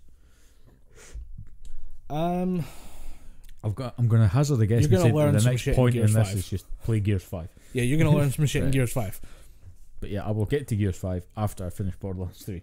Because Speaking of which, I'm going to jump into that, and I'm going to tell you the bad shit first, because there's many a bad point about it. In terms, gameplay, solid. Story, probably the best example of the Borderlands formula yet. Right. But issues-wise, there are many. Performance-wise, because I'm playing this couch co-op with my older brother. That's how we've played all the Borderlands games. I think it's the best way to play the Borderlands games. Yeah. Couch co-op or playing it online. I'd say, when I say what I'm going to say in a minute, you will think, okay, I'm only going to play this game online, because the alternative is I suffer the problems that Dom did. And the characters that they've put into this version of the game are just, they don't fall into the same subset as the other characters did, because you're always expecting there's going to be the tank, soldier, there's going to be the siren, and a ninja. Yeah, the ninja, and there's going to be the weird character that no one really knows what where they fit in. But this time they've kind of turned that on their head, because the tank character is also the siren, the ninja is also the kind of the tactical person is also this kind of sneaky weapons master, and then you've got another character, the Beastmaster, that just has all these little minions that can go out and fight for him. Right. You've still got the soldier, but the soldier has a giant mech called Iron Bear. See, that's weird, because in the previous one there was a very set in Borderlands 2, there was a character where you could you had a mechanical beast. It was like a DLC character. It was part like Dr. Zed thing. That is Gage the Necromancer. Yeah. That was a class in and of itself, and that was a pretty cool class. My brother milked the shit out of it. Yeah. You could send his beast, his like mecha thing, out to fight a boss. Deathtrap. Deathtrap. You could use Deathtrap to horrific effect. Oh yeah, and Deathtrap, or using Deathtrap, you could give him abilities that allowed him to extend his duration by killing other enemies. Yeah. So when me and my brother were playing it on the PlayStation 4 recently, he was using this ability to fight the final boss. So we were off shooting the destroyer, but the warrior. The warrior's the final boss of Borderlands 2. We were sitting shooting like, round after round into the warrior, and then Deathtrap is just flying around the place, battering anything that fucking moves. Like all these little bats and shit are flying at us. He's just like fucking stabbing them. And because he'd built up so much duration, he was just killing things. During the ending cutscene, Deathtrap was just zipping about the place killing things.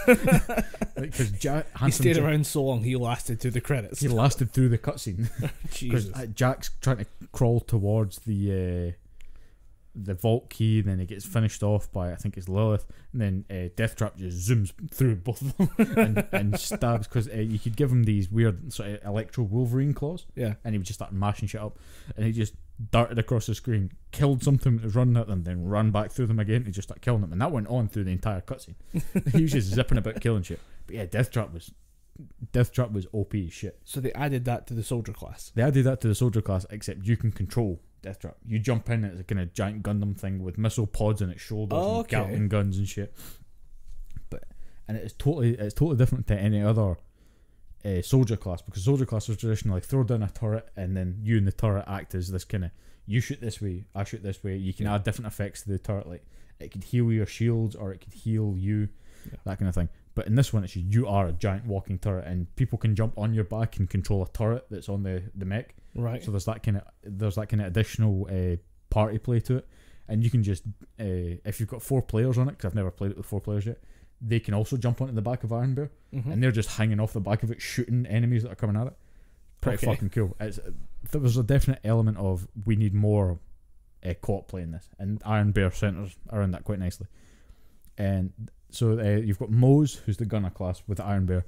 You've got Zane, the Irish operative, who has this digiclone thing where he can send out clones of himself. Right. And the clones have copies of whatever gun you're using at the time.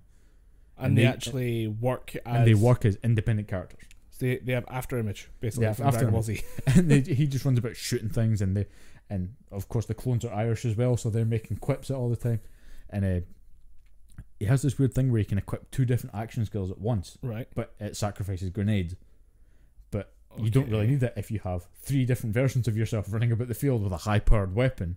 Yeah, I was going to say in Borderlands, the main reason to have grenades is to get someone out of cover, so you can shoot them. It doesn't really matter if you're here and also at a 45-degree angle. And there's a third version of you at this side. Yeah. And it was the other character, Flak, the Beastmaster, who's voiced by Sungwon Cho, Pro ZD. It's just as a kind of a side thing, I was on Twitter recently, and there was a cosplayer who cosplayed as Moxie, and she's quite famous on Twitter because she's blind, completely blind. Right. And it was a really, really fucking good Moxie cosplay. And one of her tweets was, so glad that there's a gender neutral character in Borderlands 3. Flak, he's a robot, doesn't identify as any gender. I thought, that's cool. Borderlands has always been fucking fantastic for representation. Yeah. A lot of different different genders. You've got all the different like sexual orientations, and they don't try and hide it. One of the main characters, Sir Hammerlock, is like openly gay in the series. Yeah. So it's always been good for representation. But then the next part of the tweet was voiced by a gender neutral actor, and I thought Pro ZD is not gender neutral. And that kind of made me think, is he? So I started looking through and I'm like, I can't see anything about Pro ZD being gender neutral. Yeah. It didn't make sense. It did kind of make me think. I was like, I need to tweet Pro ZD and find out more about this. Just at Pro ZD, are you gender neutral? This woman is making me ask too many questions. I don't know. I never really see anything about him entering that I don't conversation. think he is. Yeah. He's just, I'm doing voice acting online and shit. Apparently he's been doing that successfully for 5 years now. Good for him. Good for him. Yeah, it's he was in Red vs Blue, and he's in Genlock. He was in Ruby. Yeah, he's making some waves. But it was weird that he's so obvious in all of it though, because I can instantly pick him out just because of the amount I've watched. It's definitely the same with Flak in Borderlands 3 because he's got Sungwon Cho has a very deep voice. Yeah, and all they've done is put a kind of synth line through that, so he has that weird kind of buzz behind his voice. It fits the character very well. Yeah, because you find an echo tape, which is the echo device. It's your main kind of HUD thing where all your menus and stuff are. You find an echo tape, which is his kind of one of his recordings, and he's talking to the guy that built Flak, and he goes up to him and says, "Master, I've developed a thirst for killing humans, and I want to explore this more." And his creator just goes, "What the hell are you talking about?" He says, "Do not worry, sir. I will not kill you." That's the best way to intro Flak. But Flak's main thing is he can send out 3 beasts. One of them's a bat called a rack. The other one's a skag, which is the weird kind of dog things. And there's another one called a jabber, which is a little monkey that can put a gun in his tail and swing about and shoot. I haven't seen the jabbers before. Jabbers are a new creature, but he has 3 beasts that he can send out at any point, and they act independently. Okay. And they all share health and upgrades and stuff with the other characters. So there's definitely that big emphasis. I'm surprised they didn't bring back the Golly Monks. Oh, the Billy Monks. Billy Monks. Oh, dude. Is there not one called the Golly Monk? I At one point, I don't think they can get away with calling something. I don't think they can get Golem with on. any of the names in that. I'm very surprised that I think they're still like they've got the midgets in there. Oh, Very they're surprised by called that one. Tinks. No, Oh, they're right, called okay. Tinks now. Not surprised by that one. Nah, they can't call them because there was the shotgun midgets, the psycho midgets. Apparently, they got flack for psychos, but they just well, we're not calling them psychotic. We're just calling them psychos. Yeah, their cult is the Psychos. That's why there's the main cult leader is Psycho Steve, who appears in gold, bedecked with his 2 fingers up in the air for peace, but also a massive saw. Well, I think Steve died in Aww. Borderlands 2, so you're not going to hear him go hi-oh in 3. I think he's been canonized though. There's a great piece of digital artwork that they put out. Yeah, And it is just like a massive. It looks very stylized to look at, and there's so many details. If you look into like the HD version, you can like zoom in on little things. Like I saw, there's like Psycho Steve in like waist deep in roses, but if you zoom into the roses, it's the faces of characters. yeah. And I'm like, oh, that's beautiful. Yeah. And there's a lot of this kind of we're going to take into account all the previous games. We're going to bring in parts of Borderlands the pre-sequel. We're going to bring in parts of Tales from the Borderlands. Although quite a lot of people were pissed off that the main character Reese, who was originally voiced by Troy Baker, is now voiced by Ray Chase. And apparently, again, I'm not taking sides on this. I'm just merely reporting what I've heard from one side on Gearbox and 2K. They're saying that Troy Baker was asking for too much money. Right, Troy Baker was not pleasant to work with. And I'm like, dude, I've met Troy Baker a couple of times. He's a pretty fucking chill dude. And he's Troy Baker. If he's everywhere, if this was an issue, we'd have heard about it by now. And then the other side of it is Troy Baker. He wasn't even approached by him. They just totally cut him out. They sidelined him, got another actor in for cheaper. And so there was this issue behind Reese's inclusion and not having Troy in. But there are points when you think, oh, that does sound like Troy Baker, but that's just because Ray Chase was probably told, make him sound a bit like Troy. Yeah. Make him sound like the previous character, which I thought, that's pretty shit. But yeah, the whole point job's the job, unfortunately. Job, it's really no shame on Ray Chase. I mean, he's probably just been told, can you do the job? Yeah. Like, it's going to be sucky, but we're going to deal with it. But that kind of mired down the production of Borderlands 3 because there were so many points in the game you're thinking, well, Claptrap sounds different. Oh, that's because they fired the other guy. Ooh. And then that one's messy. That one's a lot really messier. That one could be lawsuit messy. Yeah. And then there's other things about 2K, strong arming people, sending the heavies to the door and shit like that. So Borderlands 3 had a messy production, but I'm glad to report that the game is really good. Yeah. But the issues that I was talking about, I was going to say you had some serious. You were talking to me about it. I was like, whoa. The offline co-op is laggy as all hell. If you are both in menus, it is fine. If you're both out with the menus, totally fine. But if one player's on a menu and the other one isn't, you move at 2 frames a second. That's so weird. It's horrible. At some point, the screen orientation just flips. Literally, you could be playing vertically, and it'll just change the horizontal bar. Dude, this is fucking horrible. Yeah. I do remember there was an option at one point, that was an option in a menu. You could go and say, would you like to split the screen vertical or horizontal in like 2? Yeah, you can still do that. You can still select it, but it can just do it randomly, depending on which is a bit shit. But at the same time, they're going to fix it. Another thing that is a huge fucking bug that I want them to fix is they have in the main ship that's called Sanctuary, because they've taken off from Pandora. They've found that there's other vaults out there. So they're going around there trying to find the other vaults. Yeah. In each of the characters' sort of bedrooms, they have this thing that's like a weapons locker. So you can store weapons in there and it gets shared between all your different characters. Alright, cool. But so if you're playing... I'm playing on my profile. If I put all my weapons into my weapons locker, if I start a new save, just says Zane the Operative, it can get transferred from my Siren, so that when my operative starts out, they have a legendary shield, a legendary rifle. Right. So it can give your characters a boost. It means you're not selling off legendary weapons unnecessarily. You keep them for other saves. If it doesn't fit for one character, you can make it fit on another. Just chuck it in the box. Yeah. Just wait till they level up a bit, then boom, he's got a level 8 legendary SMG. Yeah. Really good system. But it doesn't save the second player's vault on co-op mode.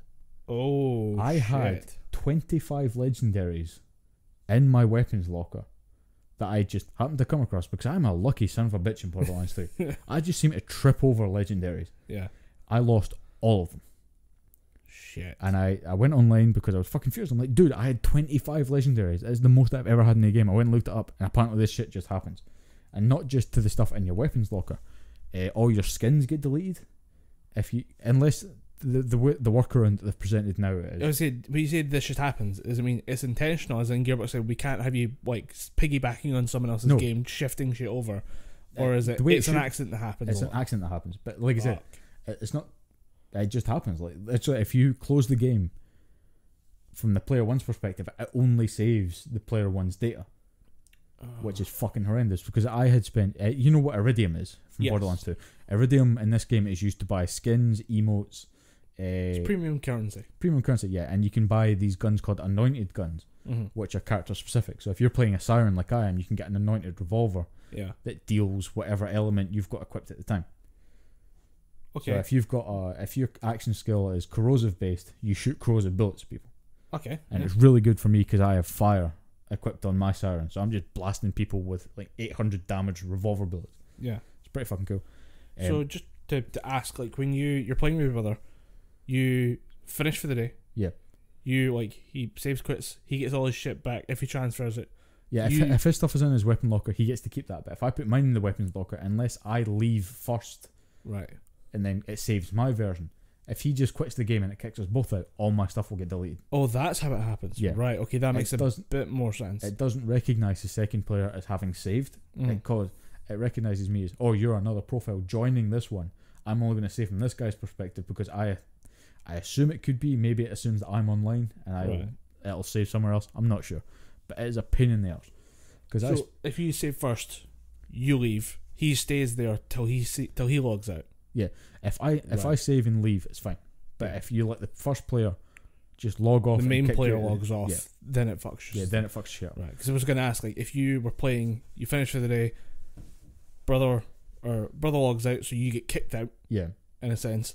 What happens when you log in the next day? Would you still have all the stuff that you were previously equipped with? Or? I would have all the stuff in my inventory, but all the stuff that I put in my weapons locker, some skins and some headpieces would be deleted. Right, okay. And they are, as far as I've been led to believe, Gearbox are currently working on a way to fix this, but it will not bring back any legendaries that people have lost. Yeah, what's lost is lost at this point. Yeah, and which annoys me because I had some pretty good shit. Back. Yeah, I'm just at this point I'm probably just thinking, just continue with the character, finish the game, because the Siren who I'm playing as, I kind of didn't give the breakdown. The Siren is the very tanky melee based character. A lot of health, pretty high shields. Can melee fucking tons of damage into people. And her action skill is she does a big kind of ground pound and punches. Because she's got her Siren ability, she grows 6 energy arms. Alright, so she does this big Dragon Ball Z style punch into the ground. Yeah. And they're different. You can change it so that she'll send an energy fist at the ground and it'll hold the enemy in place for a couple minutes or a couple seconds. And you can just unload into them. And just shoot the shit out of them. Or you can do one where it's the one that I'm using is the face slam where you just punch the ground. And there's another one where you become invincible for about 10 seconds and you can just walk around dealing damage to people. Which is pretty good. And you can spec it to heal as well, like you could with Lilith in Borderlands 1. And so that's the character I'm playing as just now, Amara the Siren, and she's just a ton of fun to play with. Yeah, because she's just all about damage and high health and stuff like that, and just tanking the hits. And the way I've got her action skill set up just now is I jump up into the air, fire a beam of elemental energy down onto the ground, which spreads out to other people. Right. Then I slam the ground. So you're just going full damage. Yeah, I'm just going full damage, 100%. And I have this ability. It's a melee override skill, is what they call it. Right. Usually a melee override skill is you do a punch or you bring your knife or something. In Borderlands 2, if you had a melee override skill with Gage, it would change from her hitting you with a hammer to her hitting you with big Freddy Krueger glove made of shock energy. Alright, yeah. So with Amara, it's just she does this dash punch with all 6 of her arms out. Oof. And just punches you. Alright. It's fucking awesome. And it has an 8-second cooldown, so I just go punch 1, 2, 3, 4, 5, 6, 7, 8. You're next. And it's got that quick cooldown. Face, yeah. And same with her action skill. Her action skill has a 25-second cooldown. That is that needs to be longer. Like it does not. like the action skills, and I'm like, that's basically a super. That should be like a one. That's your ultra hit. once a minute is a bit much. Like, it should cool down to once a minute. It should start like once every 90 seconds and then level it up till you get down to 60. Oh yeah, but I have to spec it to get it to 25 seconds. Like, that's not immediately. It immediately starts off at about a minute. Okay. But I've put more points into it, so it reduces my action skill cooldown, so I can use it every 25 seconds. If that's your top tier, that's fine. Yeah, no, I've had to work to get. I've had to put at least 30 points or 30 levels worth of points into it to get it that high. If that came out like that out the box, I'd be raging. That'd be. I mean, there's no really competitive element to Borderlands. So I don't really see the point in it. It's more to do with like what would happen at the end of the game. Like if you started at 25 and just would cut it down to once every second, you'd just be spamming it every second. What's the point in hitting with anything else? You wouldn't even need a gun at that point. Yeah. But it's definitely not as bad as some of the other action skills, because I think the best one right now is Iron Bear. Yeah. Because it can just deal so much damage. Amara's action skill is very localized on one person. Mm-hmm. It deals the most damage to a single target. It can bleed out other damage, do a sort of area of effect thing with what they call a Nova Blast. It sends it kind of peppers everybody with a bit of damage. But it's definitely meant for just a single target. So if you're hitting a boss or something with the big elemental beam in the face slam, it's going to do a lot more damage than if you try and say take it 5 smaller level enemies. Like 5 tinks or whatever. It's so bad. the naming conventions for Borderlands enemies is fucking hilarious. Because you've got the Goliaths, which are dumb characters that literally speak like this. They talk about, you shoot me. I remember shoot them in the head and all of a sudden they become more eloquent. It's like, I will destroy you and your whole family. Yeah, I was playing 2 recently. Playing it on it was on Xbox One, but it was a simulation of the 360 game. So it was the worst possible version of it. And just watching these like Goliaths just go red, and they just get red and get really big. Yeah. And if you take the head off them, you take the helmet off, they start rampaging and they can attack other people. Yeah. So you'd have them like swelling up to like be the ultimate badass Goliath, but with no health because they've just spent the entire game like fighting everyone else around them. So you just shoot them in the head with a shotgun, and you walk away. I let you clean out the bandit camp. I just stood on top of a rock for 20 minutes and just let you run around. Start in circles. reloading all your weapons. Like, I've got time here. But this one in and this one in, and oh, he's done. Bang, job done. I'm going home. Bye. Although my main thing right now is sniping people with my ridiculously powered revolver. Yeah. The revolver that I've equipped just now deals 129 damage times 5.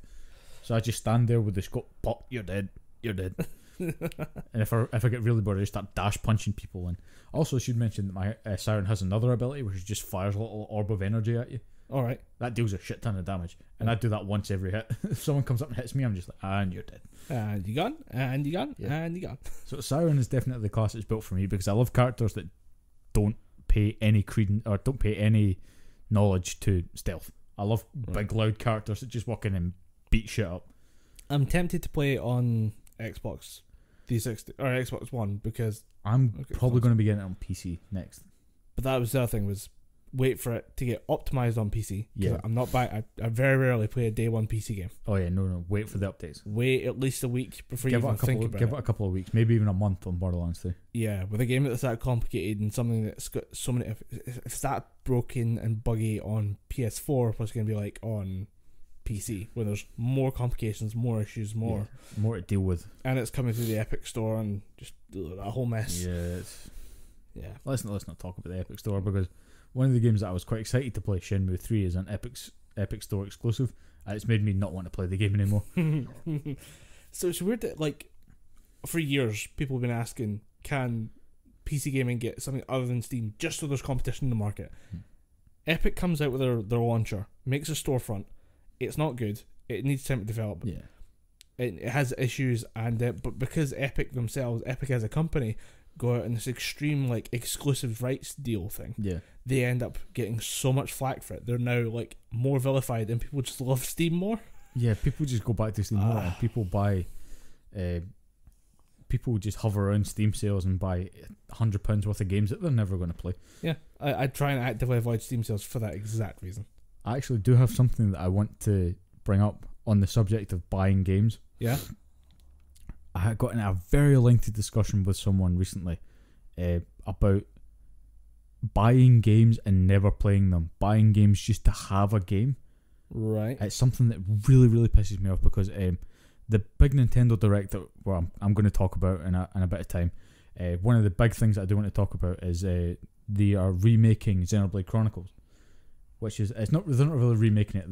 They're giving it an HD version. Okay, right. And I don't know if I've spoken about it on this run of the show, but I definitely spoke about it on previous run about how much I fucking love Xenoblade Chronicles. It is the best RPG available on the Wii, maybe even the best RPG of the past 10 years.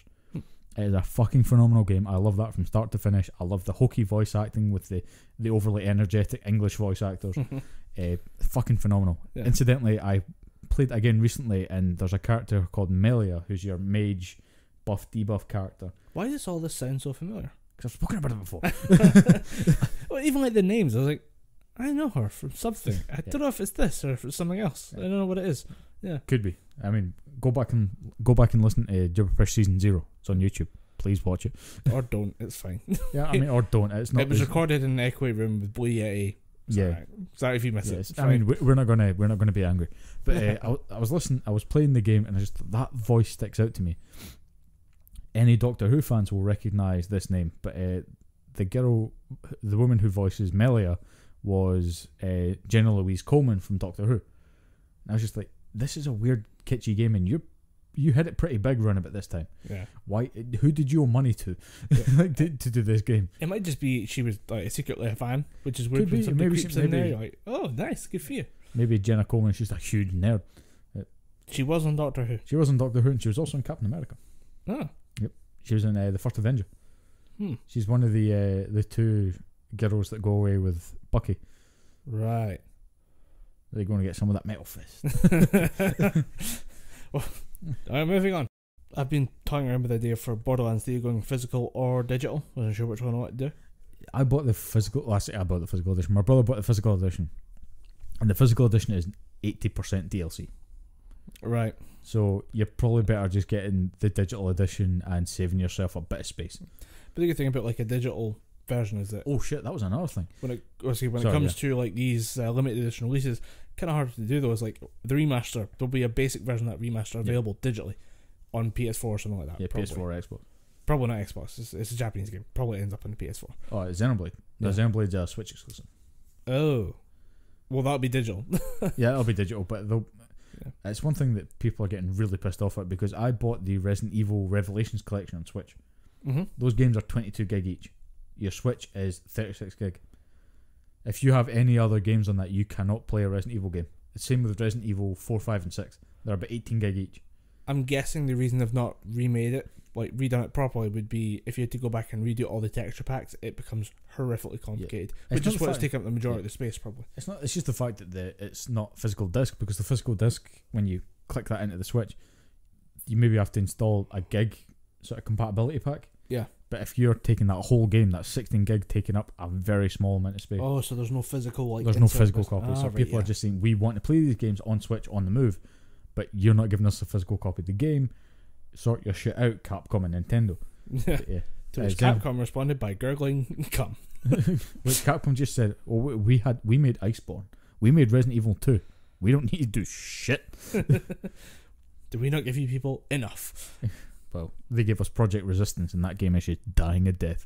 A lot of people, myself included, looked at that game and thought, "Holy shit, we're getting Resident Evil Outbreak 3. Are we fuck?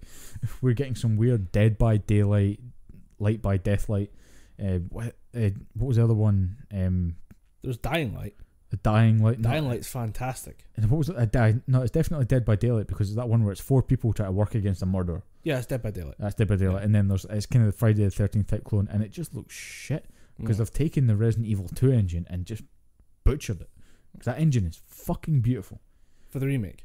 Yeah, I was going to say, like, if you go back yeah, to they took the OG they Resident took the PlayStation 2 Resident Evil 2 engine, and it is just frankly not up to par anymore. They've butchered it. How dare they? I think there was something wrong with that to begin with.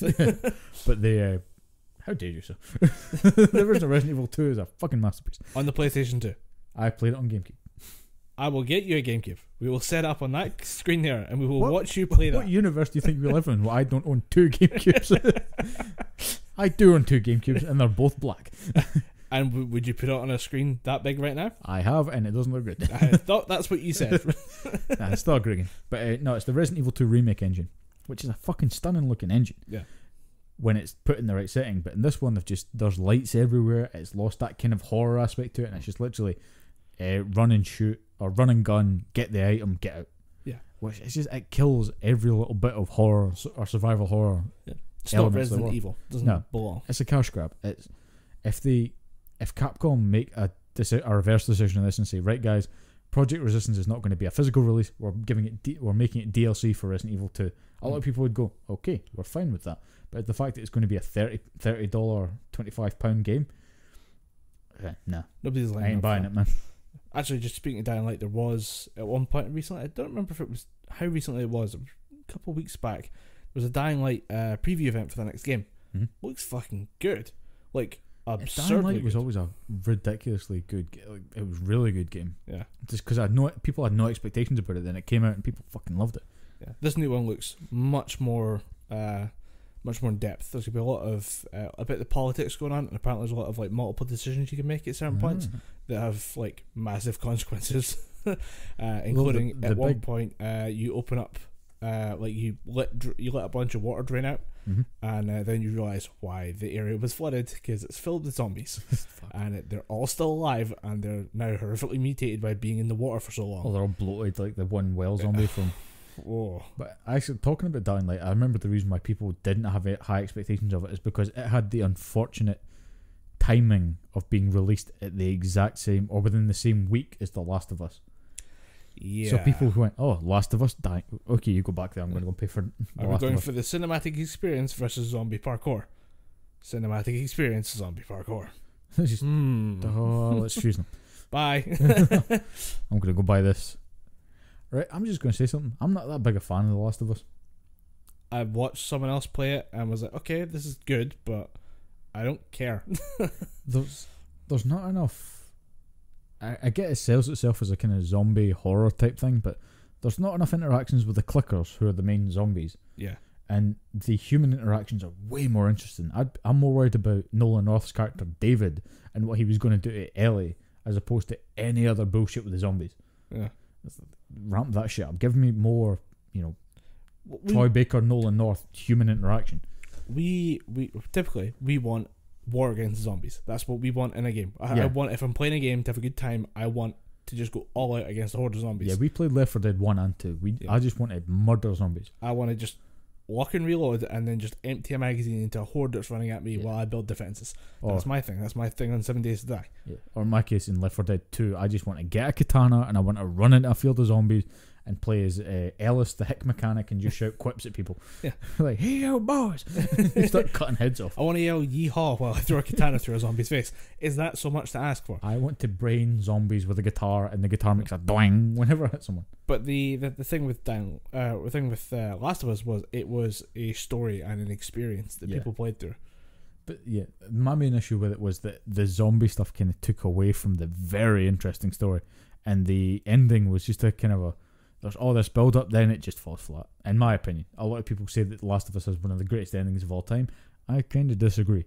It's not that great an ending for me, but I was expecting too much. But so we are back after a quick break, and there wasn't too much left to talk about except for one teeny tiny piece of controversy, especially in comedy circles, because we had two great stand-up specials coming out while we were off. Yep. Bill Burr's Paper Tiger. Yep. Very good. I've not watched it yet, but Bill Burr has never had a misstep, except maybe if you're in that audience. Was it in Washington when he just booed you for 2.5 minutes? There was that Washington? No, it was the Philadelphia incident. Yeah. Even then, that is still a rousing success. It's just not a success for the point of view of anyone who was there. Yeah, it's not. We didn't go and see a good comedian. We saw an angry Bostonian that shouted at us. There's actually apparently in this special there was a joke that didn't work, and he made some joke about the troops, and it just so happened that it was on an anniversary or something pretty significant. Yeah. And this special filmed in the UK. It was Royal Albert Hall. Actually been a big fan of a new kind of up and coming manga streamer called Alonzi, or he makes YouTube videos and stuff. Alonzi. Alonzi. He was actually there in the audience for the second night of that, and I asked him, because he was on a live stream last night, I said, how was the troops bit that he said he cut out the special because it didn't quite land properly with the audience. He said actually the bit wasn't that bad. It was Yeah. it just didn't play the room right, and it stalled as he realised what was going on, and there had been a bit of an issue. So he filmed it over 2 nights. There was a good joke in there actually about continuity, because the top comes off the microphone stand at one point. See, that's the thing about telling a joke about American troops. I don't think it probably would have landed that No, well. he was just making jokes about the troops. Oh, I'm right, their troops. pretty sure it was about the same. It's about the anniversary of the. Do you remember the Ariana Grande thing that got attacked In Manchester? Yeah, it was about the same time as that, and Liverpool, Manchester. Although there's like football rivalries, the towns are quite close, Yeah. so they're quite pally cities. And I think he'd made some reference to like stuff blowing up or something like that, and it didn't play well. Yeah. And people had just said, "Oh, maybe cut it out." And he did, just because I don't like the way that sounds. So it will be available though. He said about doing an audio version of the special that he's going to film later on, and they'll try and include that joke back in there because they've got a good recording of it. I just want to do a vinyl pressing of the album. I don't know. Okay. Go for it. So the 8 people in the Billboard audience can finally play that on the good quality vinyl. I always wait for my vinyls to come out in 2019. You hipster fucks. It's either a hipster fuck or an unfortunate person who doesn't know what's going on. Someone who doesn't know how CDs and MP3s work. There was Bill Maher, James Corden's thing about fat shame and fat acceptance, and I just think Bill Maher was kind of more in the right than James Corden. James Corden had good points about being fat is a bit more complicated than we really thought it was to begin with. Yeah, but I think when the idea with the weight or people being overweight is there is a lot more going on than you think. It's not just they're eating because they might be a glutton or they love food. It's just there's more shit going on. There's psychological issues, mental health issues. There is more than you see, but at the same time, again, I apologise to anybody who this offends, but I'm always of the opinion that no one should want to be fat. Yeah, I've always had body weight issues. I've always been, excluding a certain point in the late 2010 to late 2014, I've always been fairly overweight, and I've always hated it. I've always hated the way I've looked. I've always hated the way that my t-shirts fit me. I could never be comfortable being fat or overweight. It's always seemed very odd that people are comfortable doing that. But again, my philosophy nowadays is always, you do you. If you're comfortable being fat and you love your body, you love your look, that's fine. Just don't expect me to start singing off the same hymn sheet. I'm always going to hate the way I look. I'm always going to hate the fact that I'm a fat fuck. Yeah. I'm always going to hate it. I think Maher's point was not made the best, which is strange because he's very good at making very cohesive arguments. Yeah, he's always been good at And one thing he was properly. going to say was it maybe shouldn't have been bring back fat shaming, but bring back the shame of being fat in a way. And it's just, it wouldn't have translated well. People who were very like pro fat acceptance would have hated it either way, but I think he should have just worded it a little better, because I mean it's a fair point. Like I find fat acceptance very strange. As you say, like I would never be able to convince someone that what they think about themselves is wrong. If they really truly believe it, I wouldn't really waste the energy on trying to convince someone, because you're never going to get them to like budge the needle at all. But it was a weird back and forth. I don't think I've ever really seen like late night show hosts sending shots back via other shows, really that much. But I've seen it occasionally with like smaller things. But something that, I mean, James Corden took 7 minutes out of his show to address the Bill Maher thing, and Bill Maher's like new rule about being fat was only like 2-3 minutes long. And the videos are both up there. They're both up on YouTube, so you can go see them for yourself. Make your own decisions, but I don't really disagree with anyone too much. I'd love to see them hash it out. I don't know how that would work. I reckon Bill Maher would absolutely brutalise James Corden in a live debate. Yeah, if it was a live debate, I think definitely Bill Maher, because he's more experienced and he's a bit more savvy when it comes to a debate, or when it comes to conversation. I think James Corden came in a bit raw. He's seen the tagline was just Bill Maher says bring back fat shaming, and because I listened to David Tennant's podcast, right? It's quite literally just called David Tennant Does a Podcast. Right. Fantastic podcast. Who knew that David Tennant, the fantastic actor, would have a fantastic podcast? It's him talking to actors. But the episode with James Corden was he very, very in depth broke down why being overweight has hampered his career, and how you're never going to get the love interest lead man be the overweight dude. So unless you, as the overweight dude, write a script and make it yourself and produce it, you'd have to bend Hollywood to your will to make something like that happen. So he's always been he's always been an advocate for, body acceptance and stuff like that. But to me, that's always just when he made those points in the David Tennant podcast, you could tell David Tennant was just willing to say, well, why don't you just maybe take Lose steps the to weight. avoid it? Yeah. And it's just, that's always been my philosophy. It's just, if you hate your body, I mean, it's something that I've started doing now that I've, taken care of some shit. I've finally got a bit more money about me. I'm going to be hitting the gym and hitting it hard. And I meant every word that I said to Colin when I said he witnessed me drink my last tin of Monster today. Yeah. I will not touch another drop again. And if you do see him do that on Twitter, feel free to tag just, everyone and just put him on blast. Yeah, put me on blast. Is that a new thing? Yeah, no, that's an old thing. What the fuck is putting someone on blast? You just blow them up. It's not even on fleek anymore. What the fuck is on fleek? Look, if you're in the nearby area, bring me some holy water and a Bible. Colin speaking in the tongue. The fuck is on fleek? Is that a disease? He's so mad. Moving on. I got the fleek. But the honey, it's wrong, man. I got the fleek. The main thing though between all these controversies was Dave Chappelle's stand up for Sticks and Stones, where it's strange because I think the entire sets the tone in the title of the special. I mean, Sticks and Stones will break my bones, but words will never hurt me unless you watch the special. And just, I mean, it's a different tone. And Dave Chappelle's always been great at stand up. His last couple have been really, really good. They're not being his best stuff. I mean, there's stuff that is classic from his old stuff that Killing Them Softly is quoted now to this day, and it's like 20 years old at this point. This new run seems to have been Dave coming back with his way of looking at the world, and for some reason the main issue is he keeps getting stuck on the transgender community, and it keeps getting brought back up every time, and I'm at the point where I kind of wish he'd lay off it. Not because it offends me or anything like that, or I mean, I know there will be people who do get offended by it, because it does feel like poking and stabbing at like a wound that doesn't really need to be reopened anymore. But I just wish he would just take the time and energy he's putting into that discussion, which comes back for like 5-10 minutes every special at this point, and put it something new. I mean, he's Dave Chappelle. I'm sure he's got another 10 minutes he could slot in from somewhere. Dave Chappelle's one of the most talented comedians that is on the planet right now. He could walk into any place and guarantee he would have the room rolling with laughter. You only have to listen to any of the Joe Rogan Experience podcast where Joe's talking about Dave Chappelle. He and all the other comedians are just fucking jerking Dave Chappelle off, saying he's so good, he's so talented, he's one of the best comedians on the planet.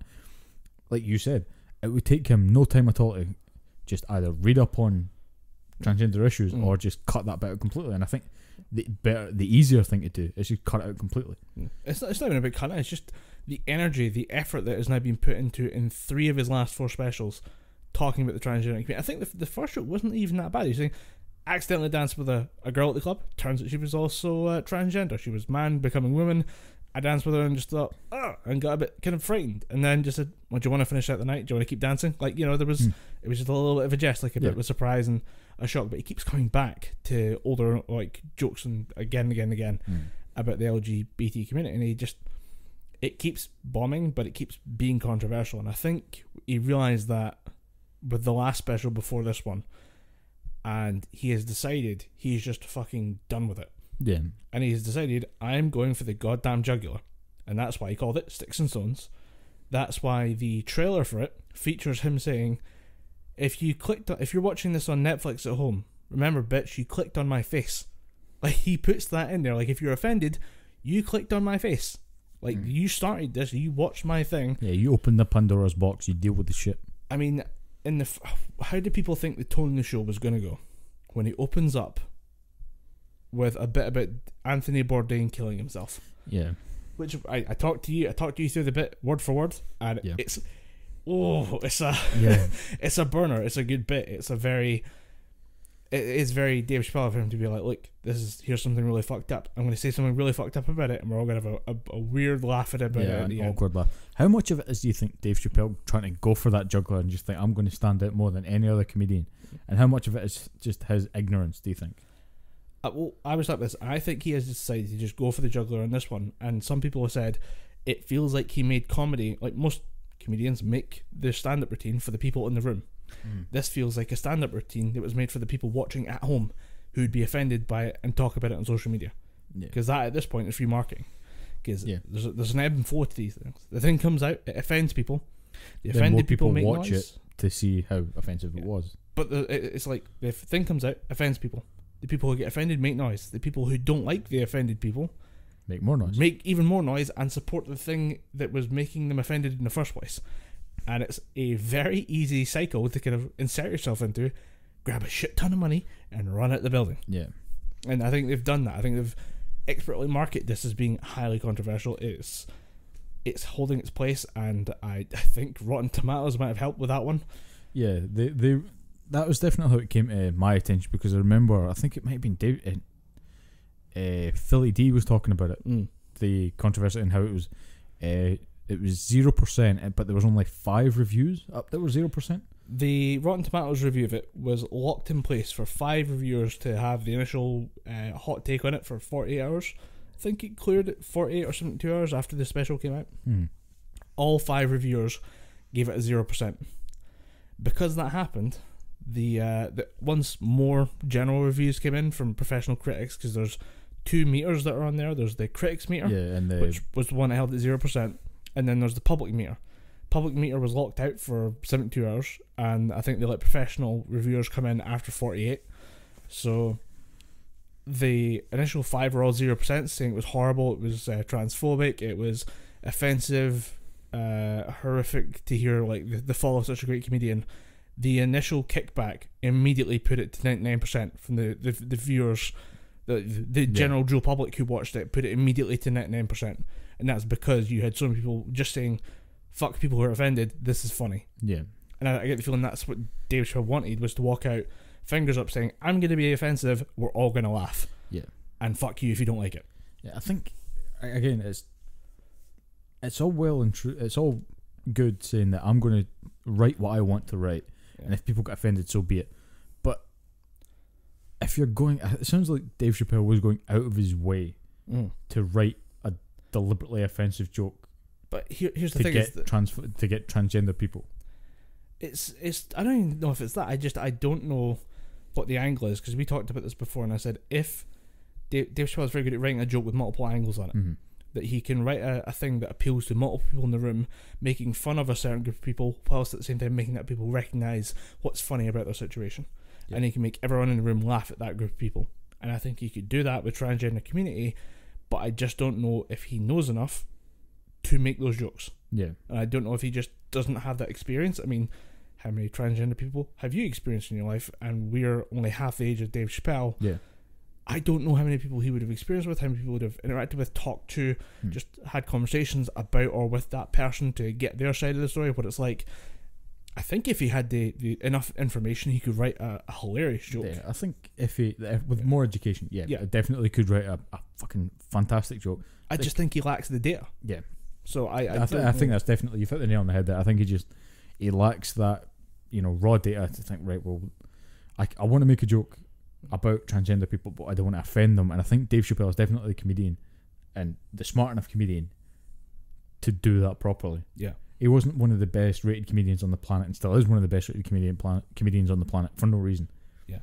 I don't know if he would turn it around. I mean, he has one more special left on Netflix before that deal expires, and he's probably going to get offered another one after that. Yeah. But would he end this kind of saga with his personal growth?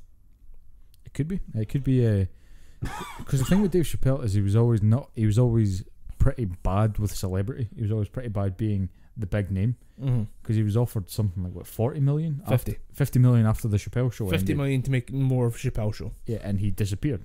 Yeah, for years. It's only really now that he started to come back. Maybe the last 10 years, maybe even less than that. So he's never been really good with celebrities. And even then, he's coming back in his own terms. Yeah, he's not even doing it. He's not. I mean, he could go and try and get a Chappelle show back. Yeah, he's just any network in the country would offer him, would allow him to do more Chappelle show. But I think with the stand-up, he's just trying to. I think on one hand, it kind of makes me think that he's doing this to say, "I am back, motherfuckers." Dave Chappelle is going to be doing this, so maybe now that the door is open and people are going, "Oh well, let's see what he does this time. Let's see who he's going to offend," and maybe the next one is going to be good old Dave Chappelle comedy. But if that is true, you've done it in the weirdest way possible. I just think he's now a man of a certain age. He is now 46, I think he is, from some things I've seen. At a certain point of when are you set in your ways? Is he stuck there? Is he stuck with a certain comedic style with a certain view, and is he just going to have to keep hammering his point home until we agree to disagree? Yeah, until we say we don't like it, it's not for me, but who cares? But that was going to be my other point. Maybe he is just set in his ways. Maybe he's saying this is my comedic style. Yeah. If it's not for you, I apologise. But there's the door. Yeah. And I think if this is him set in his ways, it is going to go very, very badly for Mr. Chappelle over the next couple of specials. It keeps ramping up again and again and again. Although I do return to the point of, what were you people expecting? Like, what are the offended parties? If you're actually offended, or if you're just offended on Twitter, yeah. What were you expecting when you saw him making more specials saying, if you clicked on me and you're offended, you clicked on my face. Yeah. I did warn you. I am Dave Chappelle. Did you not get anything else I've done in the past? Maybe I know people didn't expect him to go back to the issue, and neither did I. To be honest, I'm like, shit, here we go again. Fuck. But I do think the cancel culture is going to get us nowhere. It's like, cancel Dave Chappelle. What's going to happen? You've already seen the special. All they can do is delete the special, but he's going to bring out another one. Yeah. He has the deal on Netflix. Doesn't care. Netflix just wants the views there. If it's controversial, it still gets views. And I guarantee, I'm going to say 95% of the people who were offended were those in the LGBT community. And I've not watched the special, so from what you've said, they have every right to be offended by it. Yeah. There's jokes in there that, like, I say, this is. I talked to you about this. This special seems meaner than previous specials. Yeah. Like, even within the last couple that he's done, this one just seems to be saying, you know what, fuck it. Yeah, fingers up. We're going out. We're going out in this one. Yeah. But I think the other 5%, with the 95 that are actually entrenched in the LGBT community and actively support that community, I think that other additional 5% are going to be people that are offended for the sake of being offended. I'd say the split's 50-50. There's a lot of people who will be offended by this, but at the same time, there are always people looking for more social credibility. Yeah. Who want the kind more of woke points. Yeah, want more woke points on Twitter. Because I watched you're familiar with the Fine Bros React series? Yeah. And how that kind of they tried to trademark the React thing. But a friend of mine linked me this video of people our age, not people our age, millennials, so people born in the year 2000. Maybe those aren't millennials. We were born. We're millennials. Oh fuck. Yeah. Yeah. I want to be a millennial. I don't know what I think the generation after us isn't named yet. Right. Well, people slightly younger than us, so people that maybe were born in the 2000s, maybe slightly after, say 95, 96, they watched a couple episodes of Seinfeld, and they rated and reviewed Seinfeld. And there was an episode with the cigar store Indian, and people that's offensive. This is offensive to Native American people. The younger generations who've grown up with a bit more PC awareness find things problematic that we didn't even think about when we were younger. Yeah, I mean, we talked about the fact that you would just call stuff gay previously. Yeah. I mean, this is an honest to God statement that I was watching a show called The Green Room with, I think the guy's name's Paul Provenza. Just him and a bunch of comedians talking, and there's a comedian, I think his name was Brian Regan. Right, something Regan, the guy's name was, and he just said when we were younger, a gay, if someone was a gay or if someone was a faggot, they were just somebody who wouldn't come out and beat up the gays with you. Yeah, like it's just, it was not. Well, comedians are a bad example. But you got to look at general culture. Yeah, things were just a bit more offensive. Yeah. Or if you take it back to our experience, if we were in the schoolyard and someone pushing you like, and you feel like, yeah, sure, get away from me, you gay.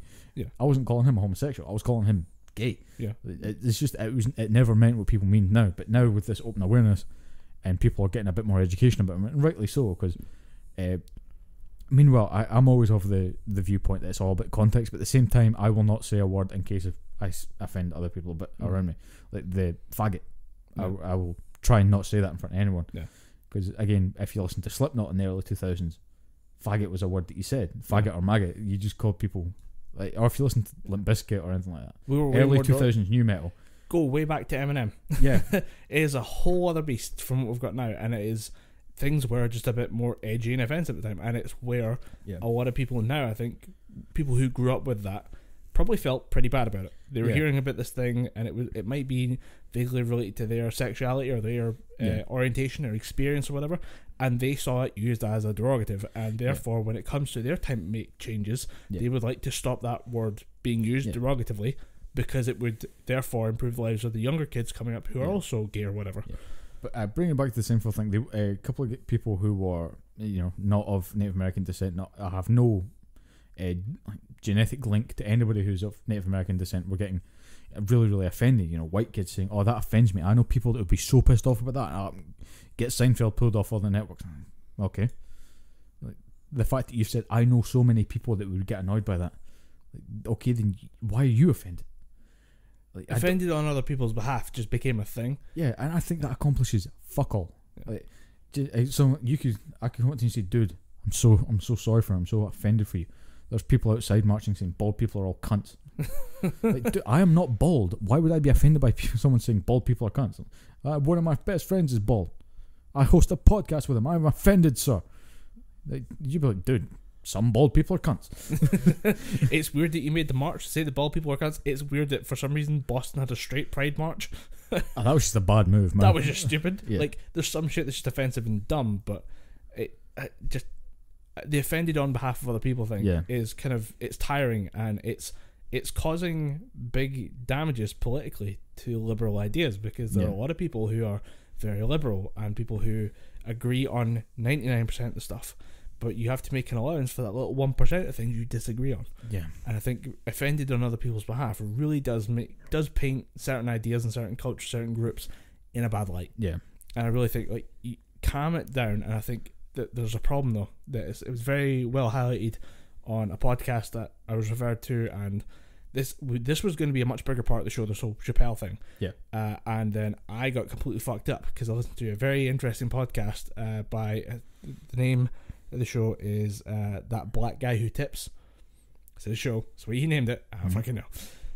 One of the guys had an episode, I think it was 1959, where the opening 80 minutes is him breaking down Chappelle's stand-up special and what it meant to him, what it meant to people who are more PC aligned, people who are more culturally aware of these things, and talking about it from the Black American experience. And he was talking about all these influences and how he analysed it and how he overanalyzed it in certain places, and how it all links back to other issues in comedy.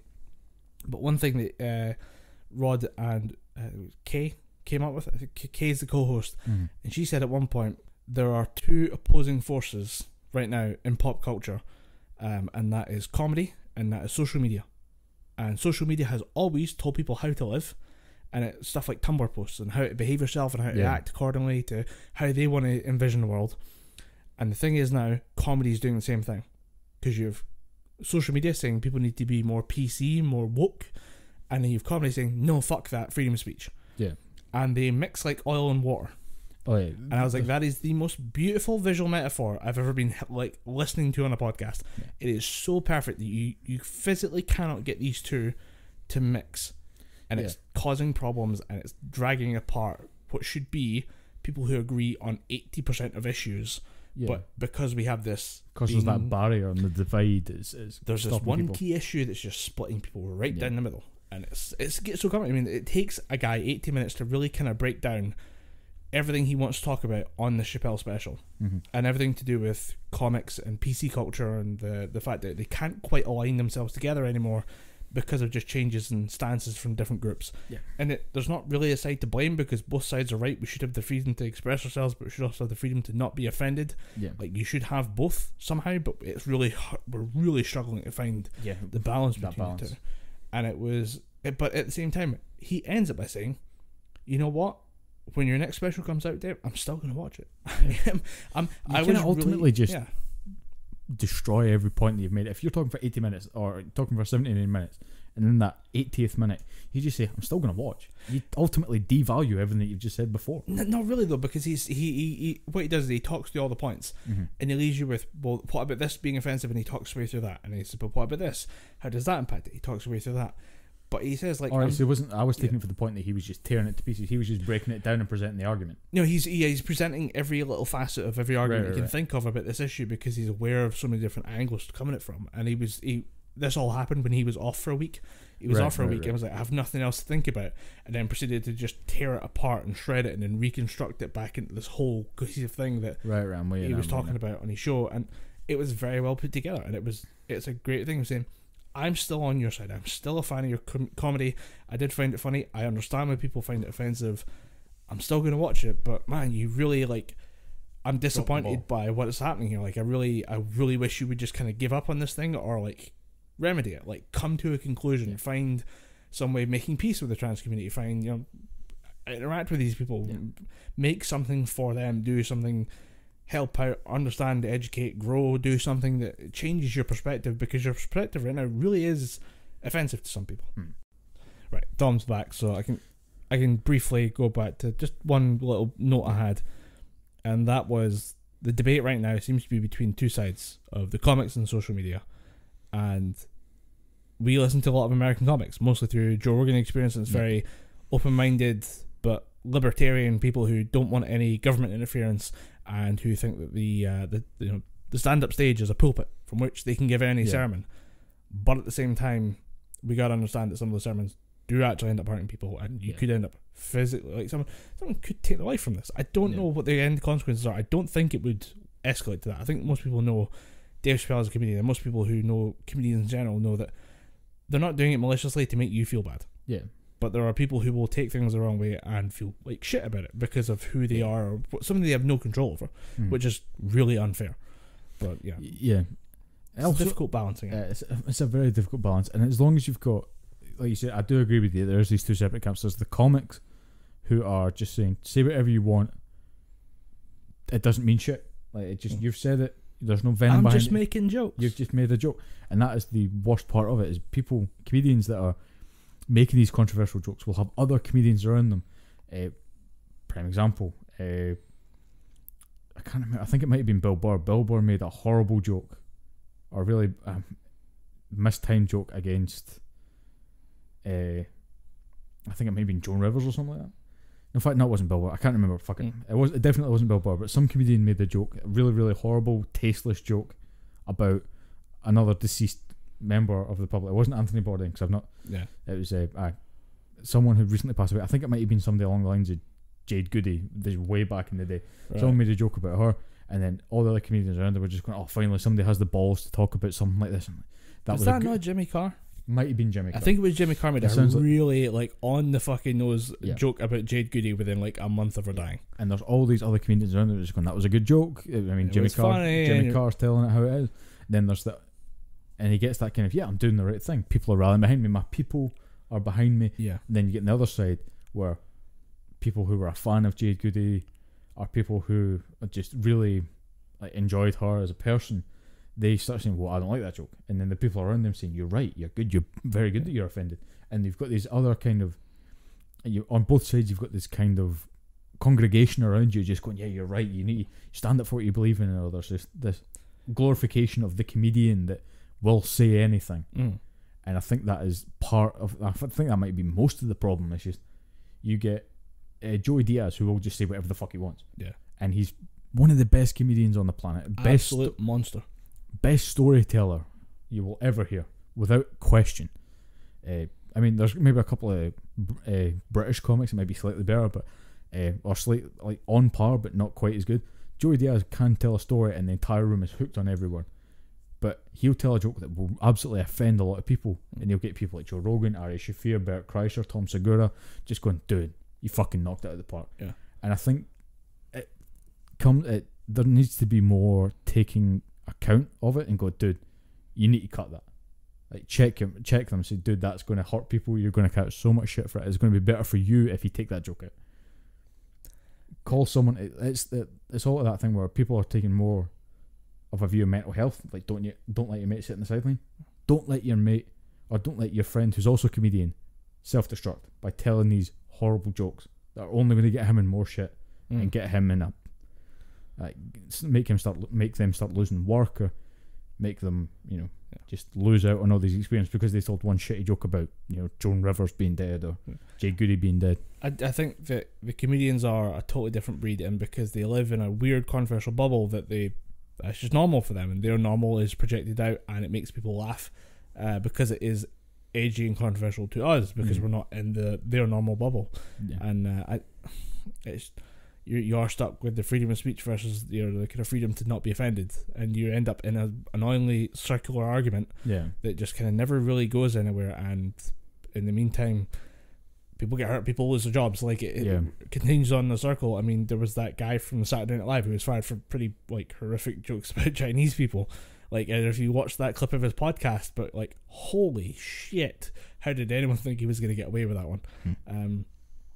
But then it didn't appear SNL were really that, either they didn't find that clip or weren't worried by it, and then decided to just say like adios once it was brought up and was made. A furor got made about it. Who's the comedian? Somebody Andrew Gillis or something like that. He's no idea. Just SNL comedian. If you just Google SNL comedian fired, you will find it, because he basically just made it was him and his co-host made jokes about Chinatown in New York, and talking about the food and talking about the people and just how they hated it all, and just started throwing around ethnic slurs for Chinese people. And it's not like, oh, there was a really great joke and they had to use that word to make it work, which is like a really bad defense of any kind of bad racial humor. But at this one, you're like, you guys are just swearing about Chinese people. That's all you people are doing. There's no explanation for this one. And SNL were just like, yeah, we're cutting ties. Yeah, after I don't blame them. And it was. I never know how these things are found. I never know if there was just somebody. I never know how people find these bits and these, like, when someone has like a back catalogue of hundreds of episodes of a podcast and hundreds of ideas that they've talked about over time. How does I'm curious about how people dig into that. I might actually look into how do you expose someone when you want to kind of get them kicked out. How do you start a cancel culture movement like this? Because, well, just go on Twitter and try and just say I need dirt on Idris Elba, and they'll look. I think they have an algorithm or a program that just scans through. I think they'll call it the gun program. They just scan through 10 years of tweets and just go, he said this on this day. Ping that up. Or, I mean, find the people who were looking at Justin Trudeau. Do you hear about that shit? Yeah. Justin Trudeau went to a Halloween party when he was a school teacher in brownface as Aladdin. I just used to think of it, like they're obviously talking about it because it's not blackface, because it's not imitating a caricature of a black person, so therefore it's not technically blackface. It's brownface because he's imitating somebody from Arabia, so it's brown. That is the darkest brown face I've ever. That is boot polish. I have polished a few boots in my time. That is fucking boot polish.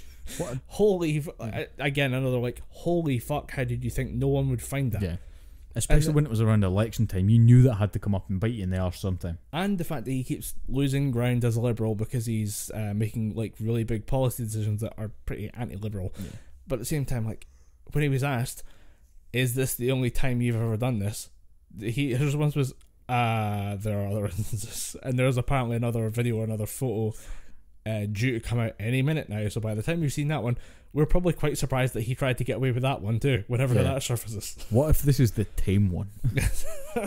How fucked a candidate? Because what if this is the one he refers to as being just black face?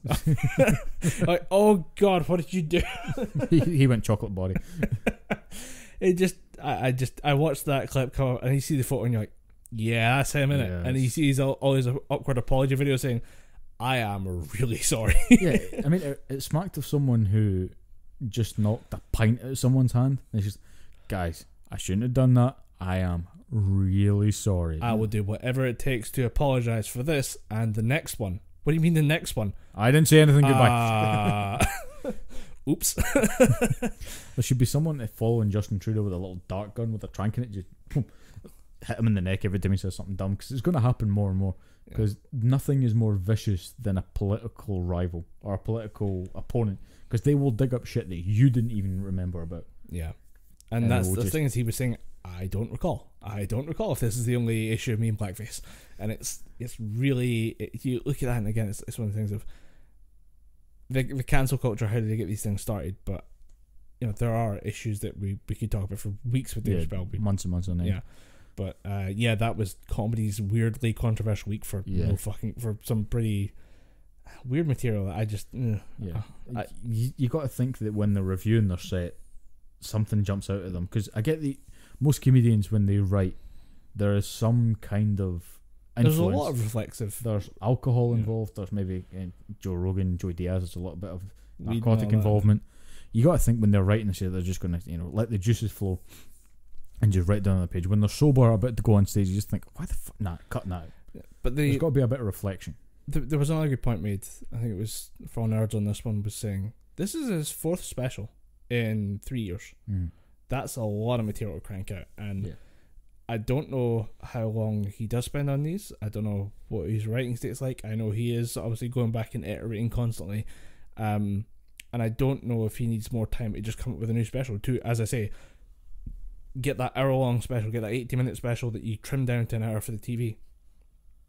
But without touching on the LGBT issues, just because he's got to know he's not handling this very well. And yeah, he is. He does admit, he holds himself out as an offensive comedian who's making offensive comedy for people who will be either offended or love it. Yeah. And there will be no in between. And I don't know if he maybe wants to work around it, or if he just says, fuck it, I'll make another one. I'll be twice as offensive this time. It's up to him. I mean, as they put it on all the other podcasts, yes, it was offensive. Yes, I laughed at it. Yes, I will be there for the next one, but I don't think you should do that material next time. Yes. Maybe hang back on it. Yeah, just maybe try and avoid all the little articles that you'll see kicking about the place and be like, oh, Dave Chappelle's latest comedy special was horrible, and if you liked it, you are too, because those articles get you nowhere. I read one recently that was about Glow, because I recently started watching that again. The episode where Alison Brie's character gets her leg broken is horrific. I told you about that one, and I told you you're going to watch it, and you're going to feel your leg. It's a great episode. Yeah. I don't know what it is, but Glow was this weird show. I picked up and watched it because someone else told me. It's like, should we quickly explain? Glow is a Netflix series. Yeah. Main cast is Alison Brie. Then you've also got Betty Gilpin, who becomes the star of the show. And then you have, it's based about the formation of a wrestling group called the Gorgeous Ladies of Wrestling. Yeah, that's so what in the 80s. Glow stands for. Tons of hairspray, awesome, hilarious costumes, great character acting about women wrestling. And it is, season 3 dropped like a month ago. Yeah. And it is weird just how excited I am every time there's an announcement of anything to do with the series. Yeah. It's fantastic. But this the new season features a scene where Alison Brie gets her leg broken. That's season 2. She gets season 2 she gets the leg broken. So I'm still making my way through season 3, sorry. And it started off as this one show where people were just like, oh, dude, you watch Community? Do you know who Alison Brie is? I'm like, yeah, she's pretty funny, she's pretty cute. Oh, dude, she gets her tits out. And you're like, oh yeah, I'll watch that. Then you're like, okay, she gets her tits out. Oh wait, this is well written as fuck. She's actually funny as hell. She's good in this role. And Mark Maron comes in as the Sam Sylvia, the bitter old movie director who now has to do this weird wrestling show, TV wrestling show when he's used to doing horror films. And then there's all these other characters that play off the top of it, and it just became one of my favourite shows on Netflix because it was just so well written and the characters were really likeable, and it does highlight some of the really, really bad issues about, you know, being a female actress or being a female actor in the 80s. I was going to say, how far are you into season 3? I am episode 1. Okay, like I said, I haven't watched it. If you want to talk about how much it'll expose issues that happened with, or how much still happens in acting in Hollywood for female actresses, you're about to see some shit in season 3 that you were not expecting. Yeah. Why did they even start talking about Glow? Controversies, stuff like that, and badly written articles, because there's been a lot. And people this week. The one that I stay away from those articles, because the one I was reading about Glow, and it was just the tagline was quite literally this: Mark Maron in Glow season 3 is absolutely superb, and yes, that is part of the fucking problem. Without the fucking, that's part of the problem. They're saying Mark Maron's character shines in season 3, but this ultimately mutes the other female characters in the show. I just thought, I've heard a few people, yourself included, say that season 3 is a fucking powerhouse. There's a powerful conversation between what's her name? Are we talking about the girl Jackie from Ton? Yeah. And is it Ellen Wong's character? They have a conversation, and it is apparently hard hitting. How can you say that the female characters don't shine as much when you have that in there? There's some powerhouse performances in there.